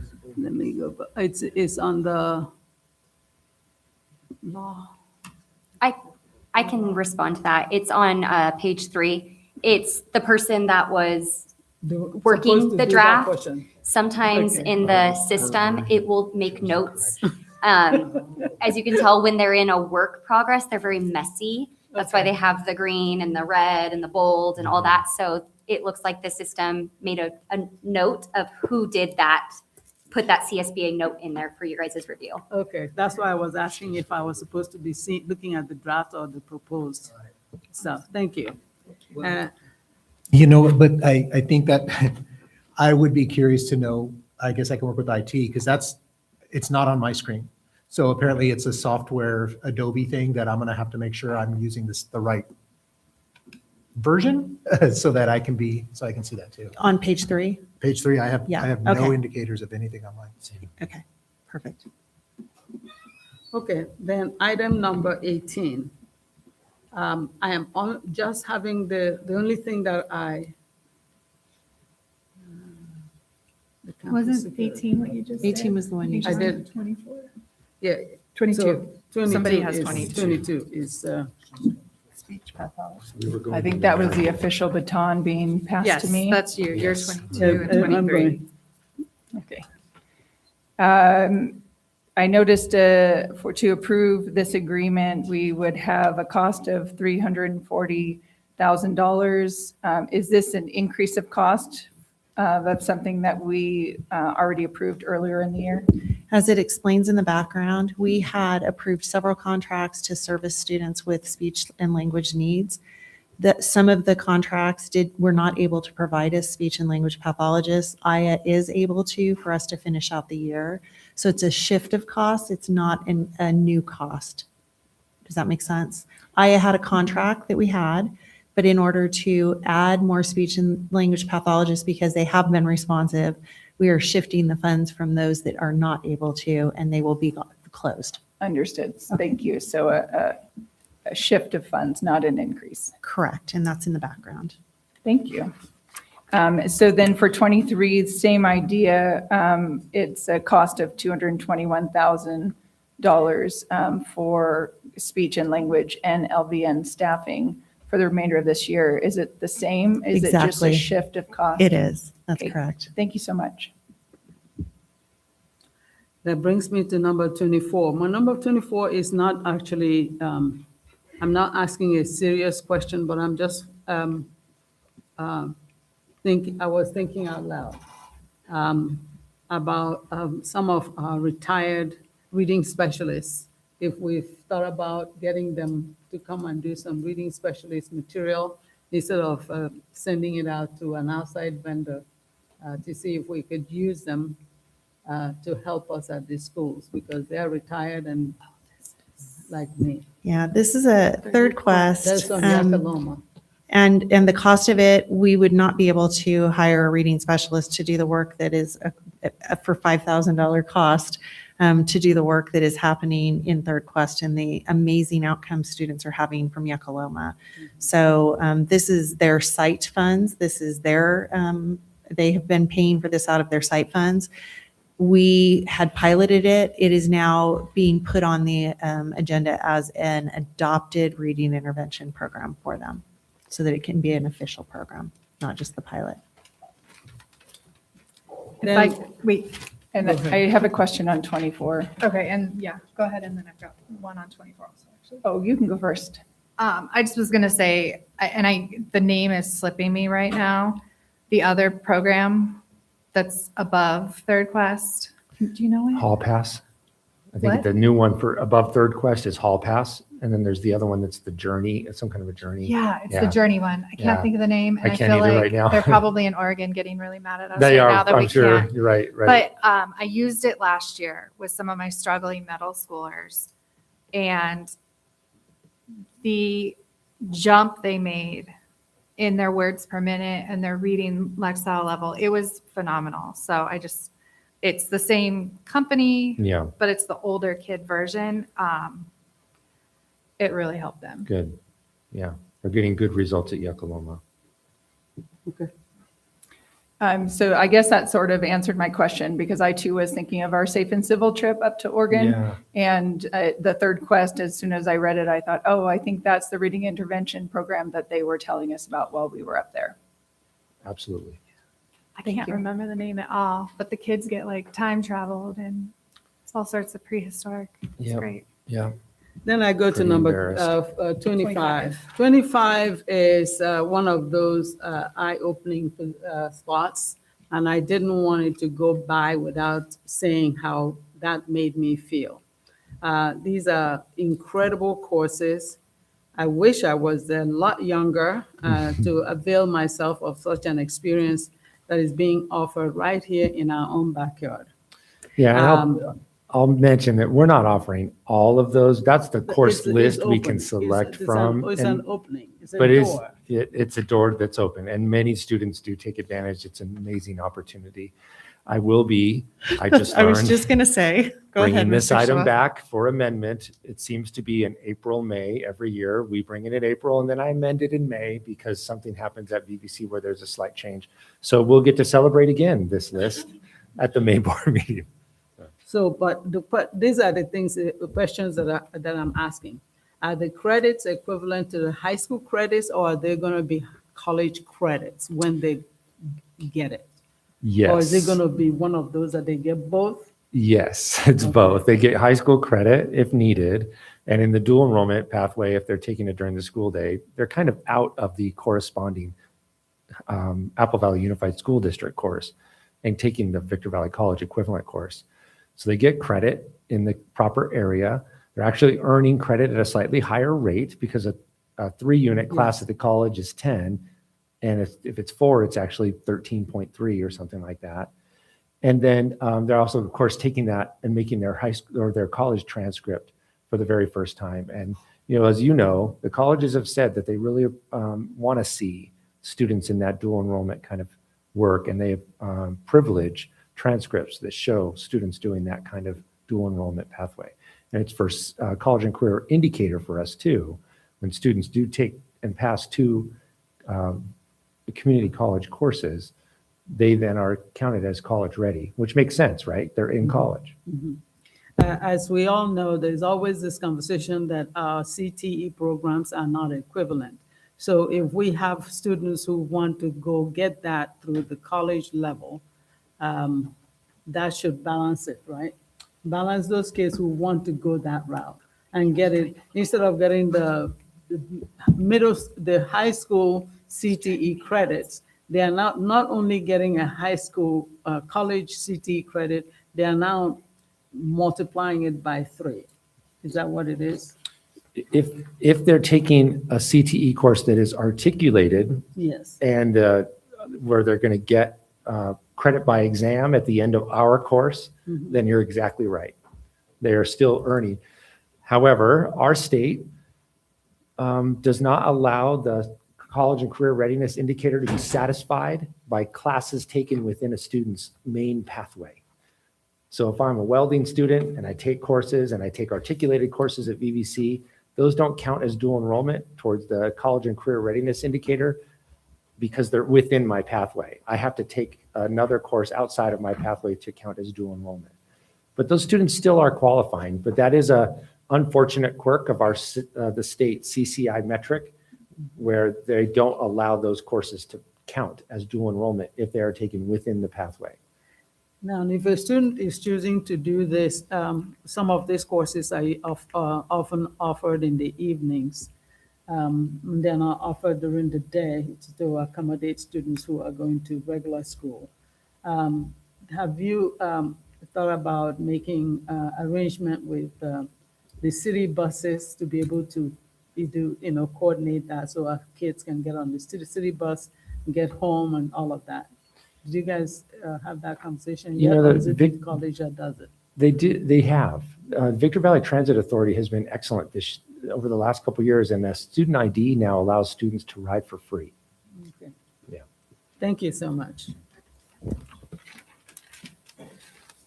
Okay. Renee, did you have anything you wanted to add on that one?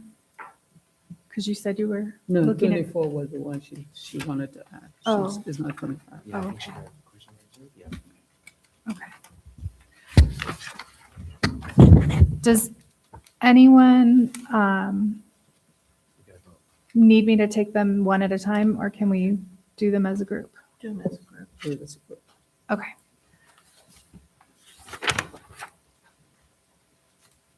All right, so I make a motion to approve consent items number 1, 2, 7, 8, 18, 22, 23, 24, and 25.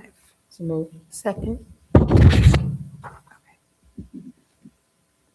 And let me call for the vote. Mrs. Longshore. Aye. Mr. Raleigh. Aye. Mrs. Tucker. Aye. Ms. Akpara. Mrs. Buchanan. Aye.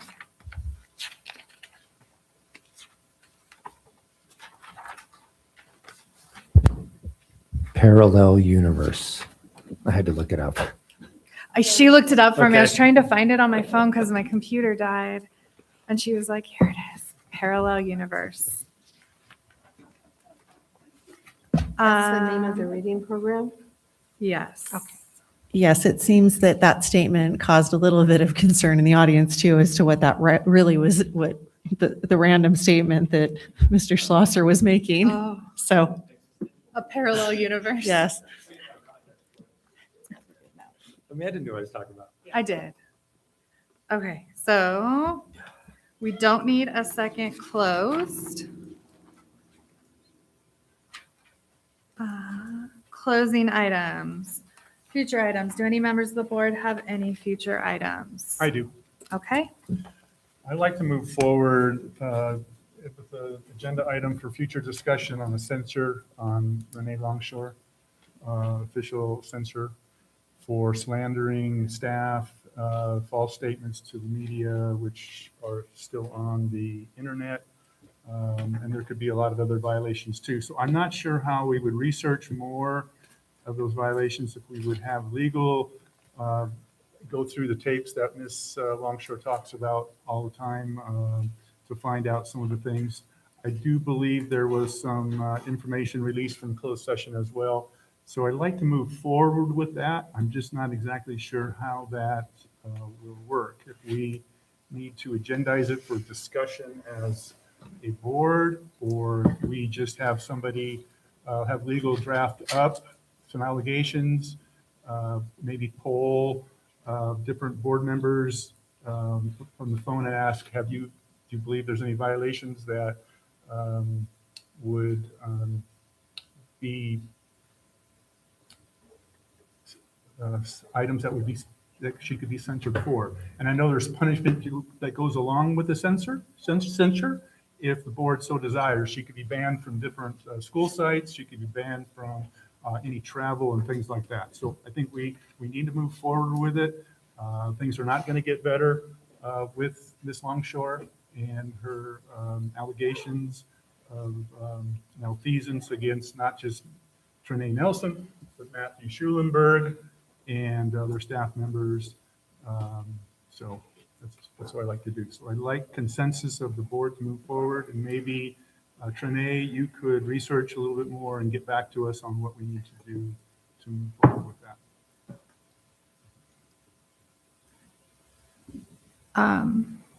Yeah, I can look into that. I think because of the precarious situation we're in, the superintendent probably needs to happen at the board level. Oh, okay, that's fine. Okay, well, we need to have, I would ask that you, Madam President, reach out to one of the legal teams at the district employees and find out what needs to be done. And then as board president, you handle it and maybe get back with the clerk, which would be Maria, and the two of you guys could hash it out and bring back what needs to be done. I'm sure it's kind of time consuming and has to be detailed. It's not just your average agenda item. Okay. For sure. Maria, do you support that? Looking into it? I have too much school to do, so I'm just You don't thinking. have to do it. I'm just. Well, I was just saying Yeah, yeah. that She's saying as the just too clerk much of the board, schoolwork, yeah, but- that it might be better for the two of you to do it as president and basically vice president. If you don't want to do it, Do you I'll do it. support the Yeah, I think consensus? you two should do it. Okay. Because I'm just, right now, I'm thinking that we should find a way to personally to get along. And if we can get along, we wouldn't need to go that route. Well, that's not going to happen. It's obvious. We can do it, sure. You were back there. Okay. So what's there to get along?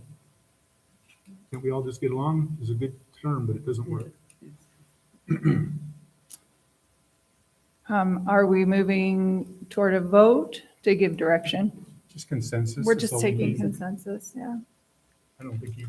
Yeah, but you support whatever it Mary's is, I regular think we consensus. can go ahead and do it, but I don't know if we can get the result we're looking to get. Yeah, we can look I'm into just it. doing it now, so. I can make calls if necessary, yeah.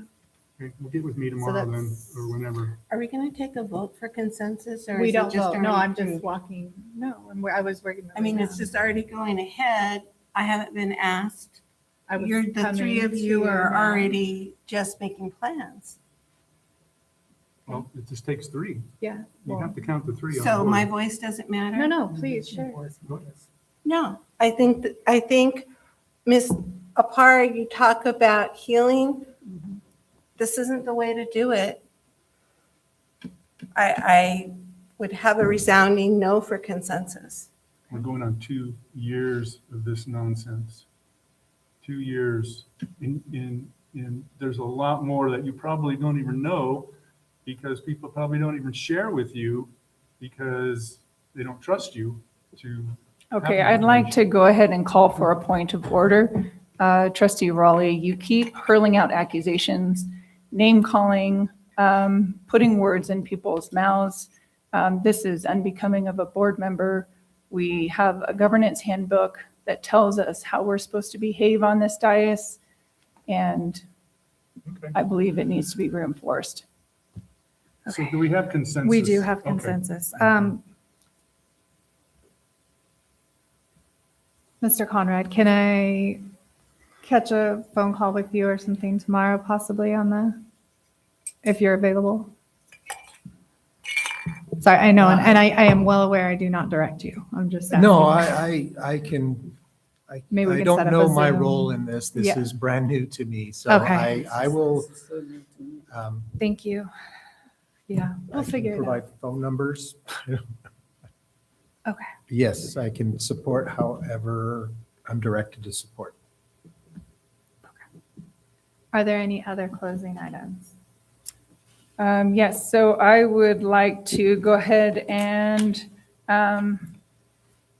again request the information of spending and staff, including position and certification or training at both of our high schools, Apple Valley High School and Granite Hills High School.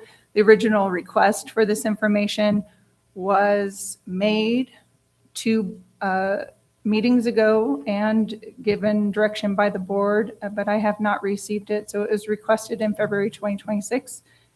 And then I was wanting to also hand down questions that were referred to I sent them to our superintendent. And I wanted to make sure the board had all those questions as well. And I can send one down for the superintendent too. I just kind of put them on one document. So I would like these questions answered. So I don't know if we need to do a Q&A, putting it on as an agenda item, or how this board wants to handle that. Are these the ones that we were sent in an email earlier this week? Some of them. Some of them were answered, but many were not. I believe they can be answered, and I would like them answered. I believe it was clarified earlier tonight that the superintendent said she would need direction from the board to answer those questions. Okay, so I know she answered the ones that were pertinent to what we do in our role. At least that's what I read from the email. No, it but was some of on these- the agenda, the ones on the agenda. The ones that she thought were related or unrelated to agenda items at this time, at this board meeting. I received an email from Trustee Longshore that said questions regarding the April 2nd board meeting. And when I opened them, the questions were not related to the April 2nd agenda. So I referred them to the president of the board and let her know that there was a desire to have those, and that is the board, according to our governance handbook, it is the board's right to ask for an agendized item, and it would go through the board president to do so. So if there are questions, the board president can agendize it and get the direction from the board as to whether that's going to happen. Several of the things are stated, well, I'll leave it at that. Okay, so I just want to clarify, Superintendent Nelson, are you saying that in order for a board member to ask questions, it has to be agendized, or you have to see how they're connected to No, that's current not what I'm agenda saying. items? That's not what I'm saying. What I'm saying is, according to our governance handbook, in order for me to direct staff to step away from their jobs to respond to a group of questions that are some dating back to a PAR's retirement, some that are closed session and cannot be discussed and have to be negotiated. A letter from San Bernardino County Superintendent of Schools that was received today at 11:04 and 11:27 while I was with students at Student Advisory. There is an agreement that questions regarding the board agenda are to be provided to the superintendent in advance of the board meeting. I will be honest, our governance handbook says in advance of the board meeting, in order for staff to be prepared to answer those questions. That's making an assumption that we have nothing else that we are doing on the given day that you send the email. And so I can't pull staff and ask them to do this question and answer for things that the board in many cases have already approved. And I won't do that without the direction of the board. For clarification, I'm not asking you to pull staff. I'm not even asking you to answer my questions right now. I'm just asking you to answer my questions as a board member. And you said you would have to get the direction of the board to answer my questions. And I know you're saying some are closed session items. That's why I provided them to the board so they can see for themselves if it is closed session items or not. That's a concern because now they're in writing. And I purposefully did not provide them to the rest of the board because they are closed session discussions and now they are in print, which makes them discoverable. So this board has to be able to separate fact from fiction. And when we inform each other as members, we have to be willing to look at the information and not just take what is being said. So I encourage my board members to go ahead and peruse these questions.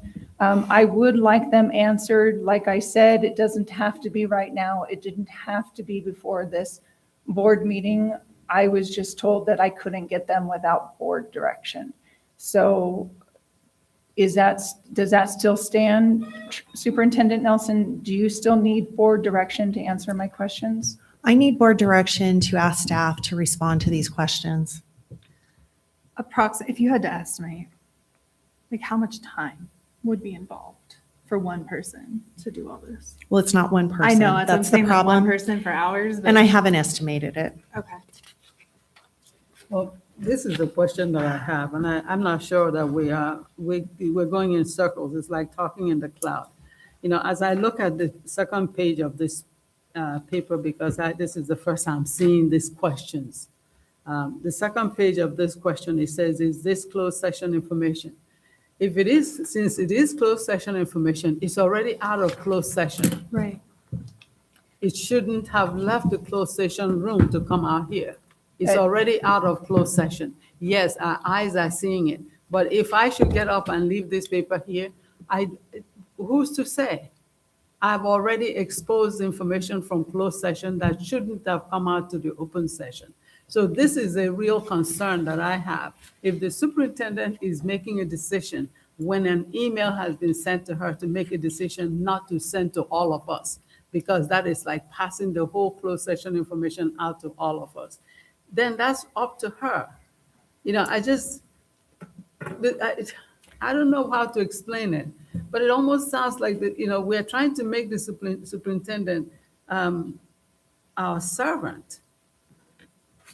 And she is a servant of the district.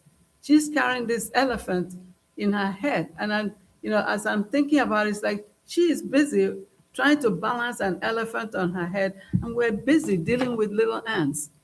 She's trying to find the ants with the elephant sitting on her head. I don't know how else we can address this except to say, the superintendent, this is no offense, Renee, because I hear you and I know that you're trying to have your voice to be heard. But it is very important that we can give the superintendent something that she can manage, questions she can manage on any certain day. But to give her 2 pages, actually three pages typed for her to get it together for our next meeting and then prepare for all of this and then go out to all 14 sites or 13 sites. It is near impossible. We need to be able to allow her to do her job. And this is a struggle that we are beginning to have now. I'd just like to point out, and clarify, I did not ask her to have it ready for all of these questions for this meeting. I just asked an answer to these questions. I did not stipulate a timeline for it. I did not say it had to be done by this time. The answer I received was, I will not receive answers unless this board gives direction. I've put no timeline on this. I have put no demand on this. Actually, you have put timelines in writing to me. So I would humbly disagree that you have not. Cut me off. Got it. there are some questions, but not the 3 pages. When we speak, we need to speak clearly. We need to deal with facts. We don't need to deal with gossip. We don't need to deal with accusations. We need to deal with reality. And the fact is that I've asked these questions to be answered. They're not closed session items. I wouldn't have put closed session items out into the public. I'm handing them to board members right now. And they're not closed session items, but they've been accused of being closed session items. So that's why I wanted to give them to you, so you can make that determination for yourself. Please keep in mind that closed session items are anything protecting the privacy of staff members' names, individual staff member names, individual student names, individual cases that are going up. Those are closed session items. When I'm asking about finances, that is actually an open session item. It is taxpayer funds. This is things that need to be talked about in the open. These are things that need to be addressed. These are things that as board members, we need to be informed. And I'm not sure why there's such a pushback against this, but asking questions is where we start. That's not even the end game, and it shouldn't be seen as an assault. It should be seen and taken for what it is, which is a genuine inquiry, so that we can be informed and make informed decisions. Okay. So, Maria, I'm hearing you do not support this being an agenda item. Is that correct? It really should not be an agenda item. It should be, as when she asked this question of the superintendent, if it is something the superintendent can give an answer to, she'll give an answer. I don't know, you can't force people to answer your question. This is not, I don't know how the society out here works, but you can't force people to talk to you. So the superintendent will give you the answer because you're asking these things in writing, and she's going to give it to you in writing, so there will be a paper trail. That's what you're looking for, right? No, I'm just looking for answers, and I was told I couldn't get answers unless this board gives directive for me to get answers. Per our governance handbook, individual board member requests for information. When an individual board member requests information, it will be provided to all board members. An individual board member will, insofar as possible, work to let the superintendent and staff know ahead of time when a request will be made in public. This will allow the staff member to be prepared to answer any questions or to prepare material. We will self-monitor our own requests to ensure that one member's request will not divert an inappropriate amount of time from staff efforts to achieve district goals.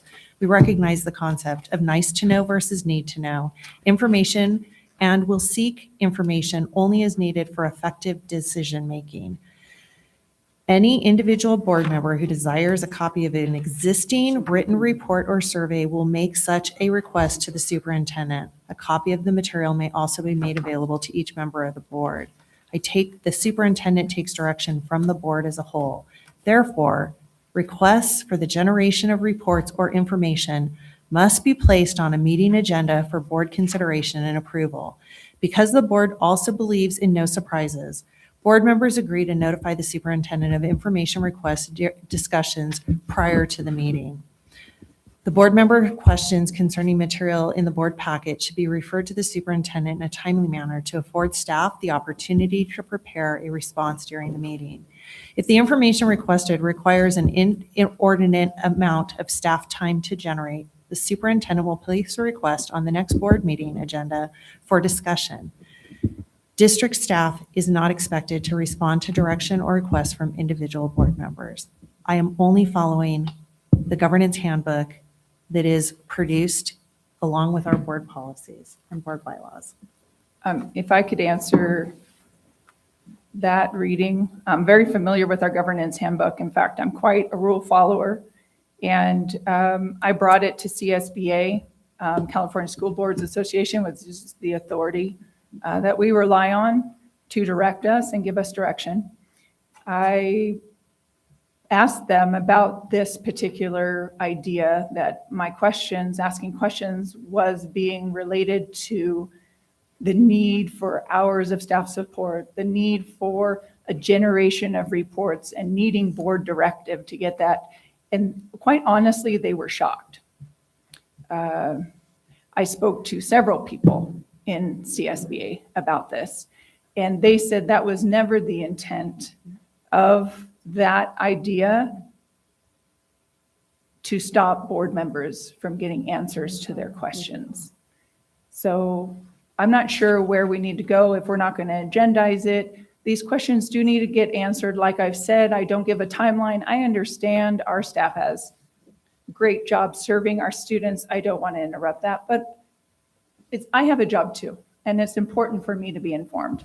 And it's important for my fellow board members to be informed. And that means that when we have questions, that they can be answered. So I'm not sure what to do at this point. Is this board willing to give directive for my questions to be answered? Rick, how do you feel? No, I don't. It's a waste of time. Okay. Anita, how do you feel? I believe in answering questions if they can be answered. Okay, Maria? Like I said, the superintendent will have to Answer the ones she fill the can. questions that she must answer. Okay, and I don't support it either, so we'll not put that on the next agenda. Wait, I thought we were just supporting whether they were going to get answered, and I thought I Well, wanted according them to the answered, governance handbook and that she just Maria read, it would supported have it to be answered, addressed. and Anita supported it answered. She said she supports the superintendent answering the ones she can, which Yes. she did and sent to all of us. We just have No. to follow our Answers. handbook. Our No. governance book is what we're following. Right. We can't deviate from that.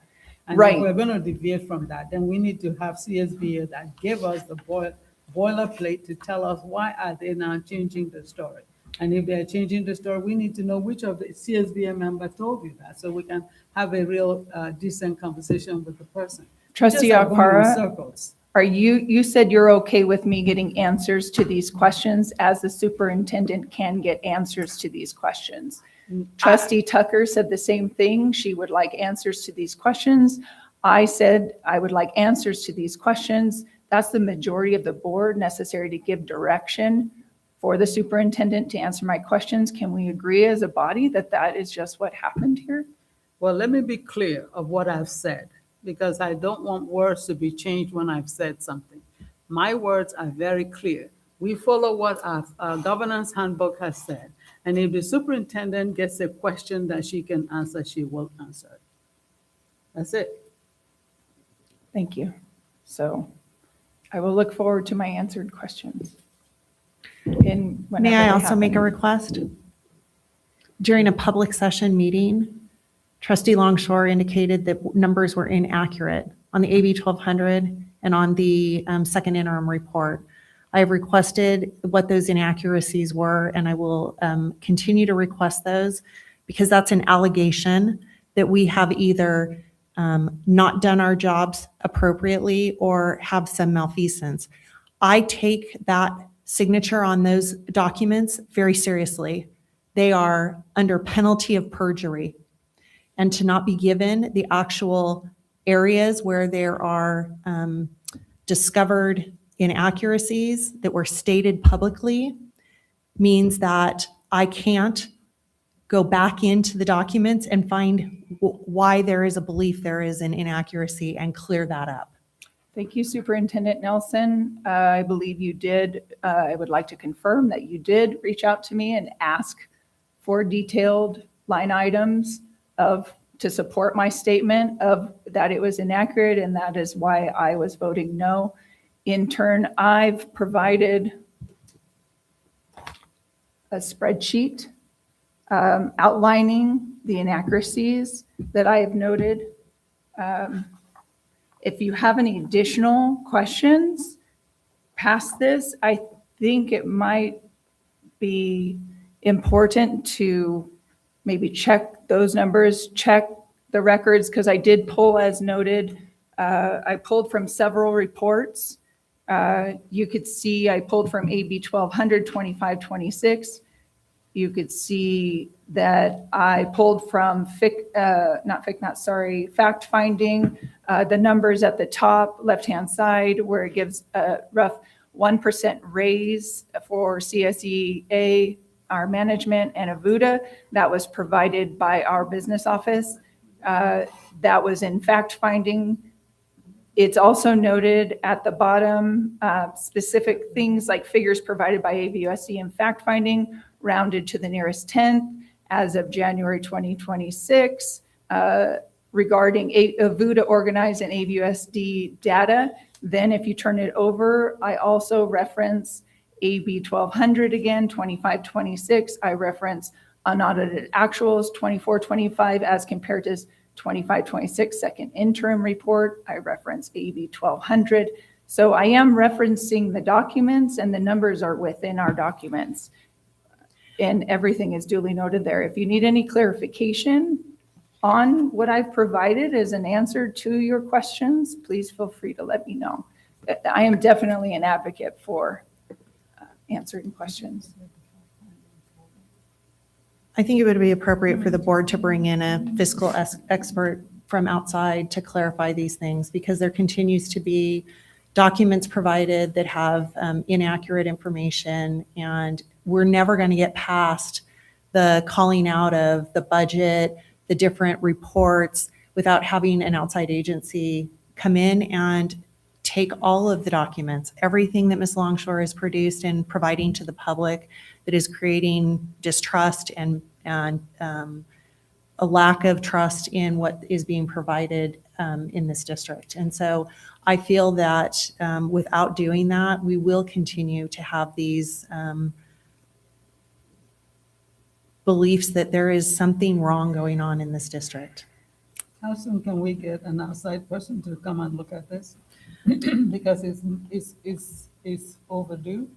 I think we need to get somebody quickly, and even if we have to set up a room with tables and just put all the papers and accordingly out here so that we can all have, they can have the opportunity. I'm not an accountant. I've never been an accountant. I'll never parade as one. But people who are qualified, who have a degree and licenses, if we can get them, let's get it out here so that we can clear the. California School Boards Association has recommended that School Services of California come in alongside the California School Boards Association. California School Boards Association can work on the governance side and maybe answer the questions about why California School Boards Association helped us with our governance handbook that is adopted, but gave Ms. Longshore a different answer.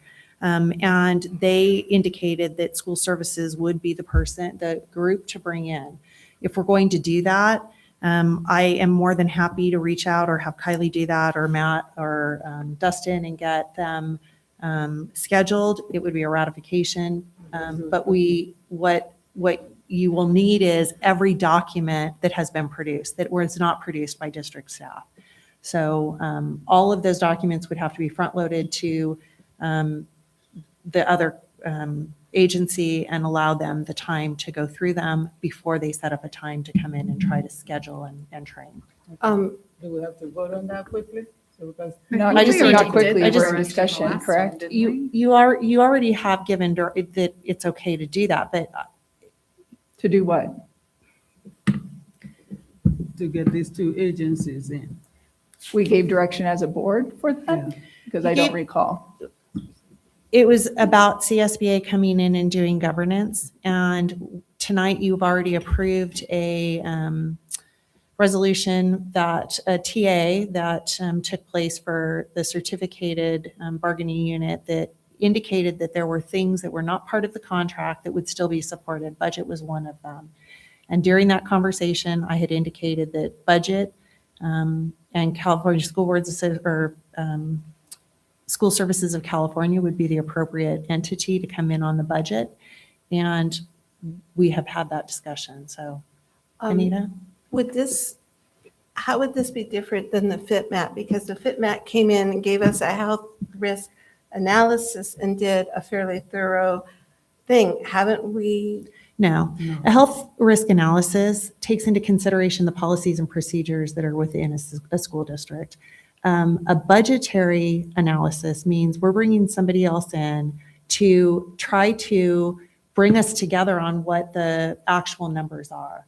Because where we're at is we have these spreadsheets that are passed out with a accusation that we've lost money or moved money or whatever, But I think it's going to take an outside agency that does this day in and day out, and that's their focus. You know people that work in School Services of California, that they are the That's all they group that do. you bring in. FICMAT comes in when you have insolvency. We brought FICMAT in, and while there has been a lot of statements about what FICMAT said to the district, those are parts and pieces. They are not the full story of what occurred. Remember, they put us in the red because we didn't have they put us in high risk because we did not have a expenditure reduction plan. We now have an expenditure reduction plan. That will remove that piece. We didn't have an internal audit system. We actually have internal audit systems, but we didn't say that the county office is part of our internal audit system because we had never heard it referred to in that way. The comment that I said to board members that we were not responsible for the Lewis Center AAE if they went under financially is accurate.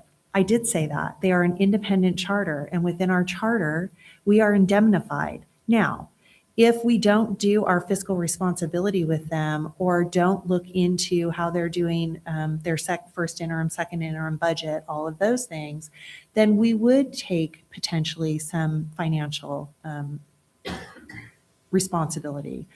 But because FICMAT deals with school districts across the state, they didn't read the charter.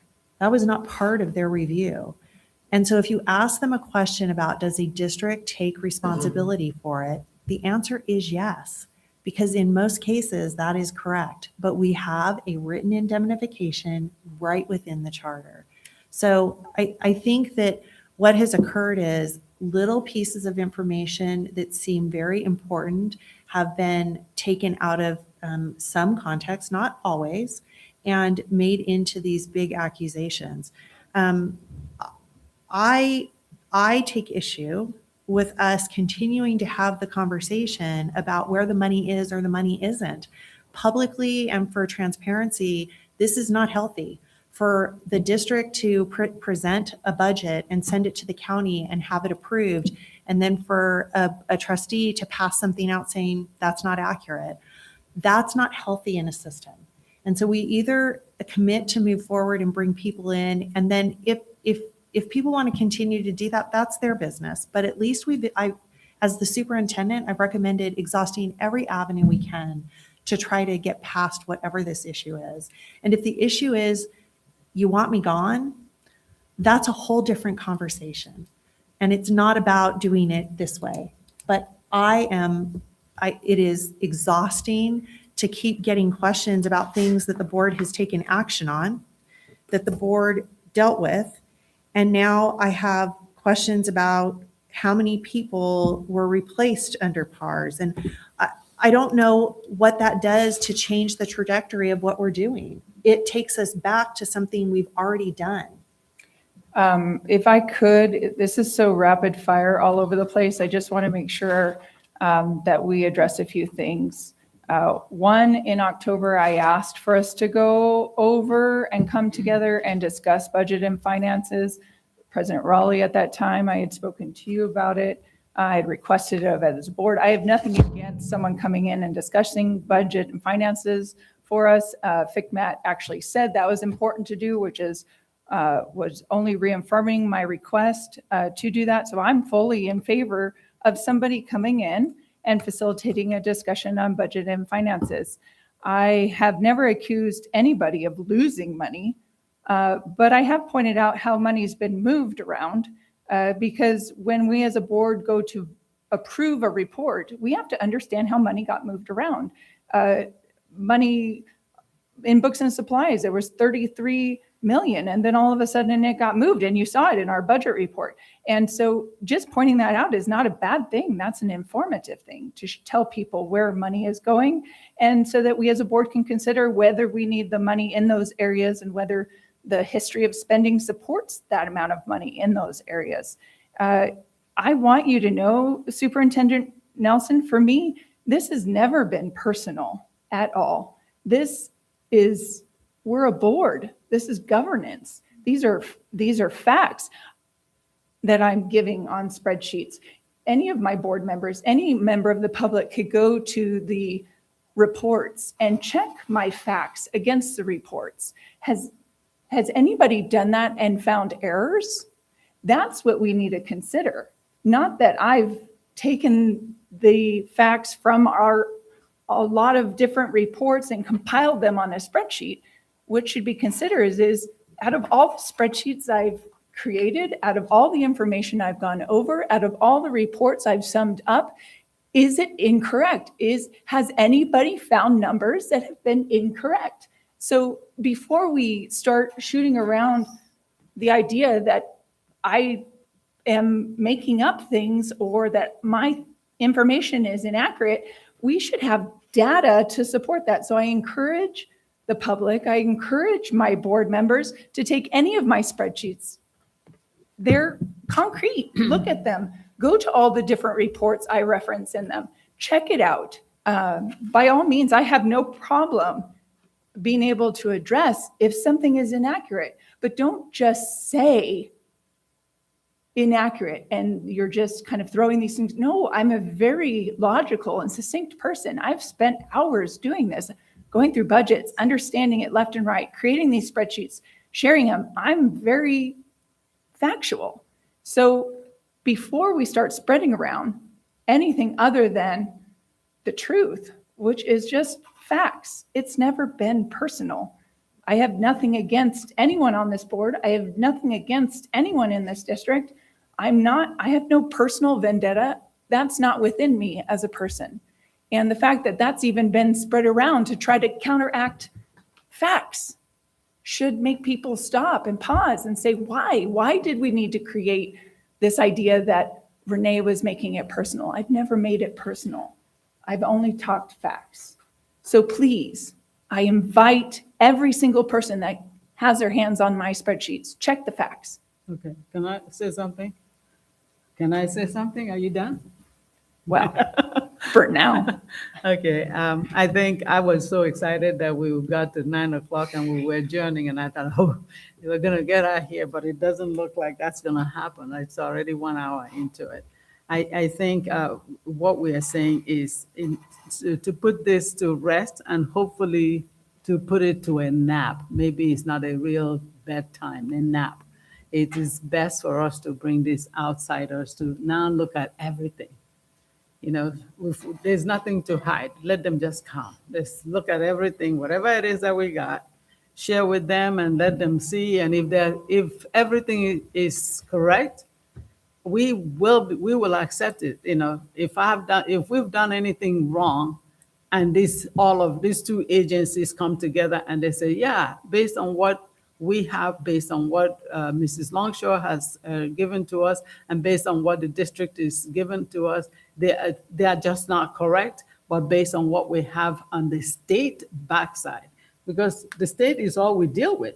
You know, we're not dealing with what the website said, what covered California, or whatever the California website is saying. We're not dealing with that. We're dealing with what the state is saying. So this is what the state says. And if it says this is what we have, and based on the money we see in your pocket as a district, this is the state's report, we are going to accept it and put it to rest. But we cannot put it to rest as long as there's one person is saying one thing, another one is saying the other. These people are coming in, they are neutral. They're coming in with information. Let's just let them come in and give it to us. You know, but I don't believe that how can anybody hide money to begin with, this kind of big money? You know, in my lifetime, I don't think I've earned up to this money that they're counting, you know? So I just want us to get to a place where we can put it all together, you know, get the spreadsheets that you have provided, because I can tell you it costs a lot of ink to create the spreadsheets that you've been creating for us, because you're not creating just one sheet. You're creating one for every board member, that when we come in here, we don't know what spreadsheet we're getting. And the community is getting a spreadsheet that is now part of what we are giving them. So they're getting two separate pieces of information that creates doubt to begin with. And we just need to be able to pull all of that in and have all of these people to come in. These two groups of people. So we're not even inviting the whole state of California or the whole city of Apple Valley. We're just inviting two people that will represent them or a few people that represent them to come and look at our records. They have the credentials that they can stand by. We don't have that. I don't have that credential. Bring it and let's go for it. I have nothing to worry about. So there's no reason for us to be having this conversation over and over. I think we just need to now agree that those people are going to come and get it over with, and we can put it to rest and move on with the service of our children. Renee, I think you got direction. Does Amanda? Yep. Okay. I'm just hoping that once they come in and if they come up with different numbers than Ms. Longshore comes up with, that she will cease and desist on the spreadsheets and say, yeah, I think I was wrong, but we'll see if that gets to that point. Okay, I'd like to just go ahead and point out the idea that even introducing the idea that Mrs. Longshore is wrong is offensive. Have you checked the numbers, Raleigh? Mr. Raleigh, have you checked the numbers? I don't even look at your spreadsheets. You don't look at my spreadsheets. Thank you for confirming. So to even imply that my numbers might be wrong is a little far-fetched. What I said. If they come in and say, Ms. Longshore, you were wrong, I'm just hoping that you say, okay, I tried. Oh, okay, That's so. all I'm asking. Don't take offense to it. No, President Raleigh, I'm not. You're saying when they come in and they say, Mrs. Longshore, you were wrong, that's what I take offense to. It's a suggestion. But if you just clarified that you have never checked my numbers, that's a very interesting tidbit of information. I'm working on it. Thank you. Did everybody get what they want done so that we can move on? Okay, our next regular board meeting is Thursday, May 7th, 2026, approximately 5 p.m., Educational Support Center. There being no further business to come before the Board of Trustees, it is recommended that the meeting be adjourned.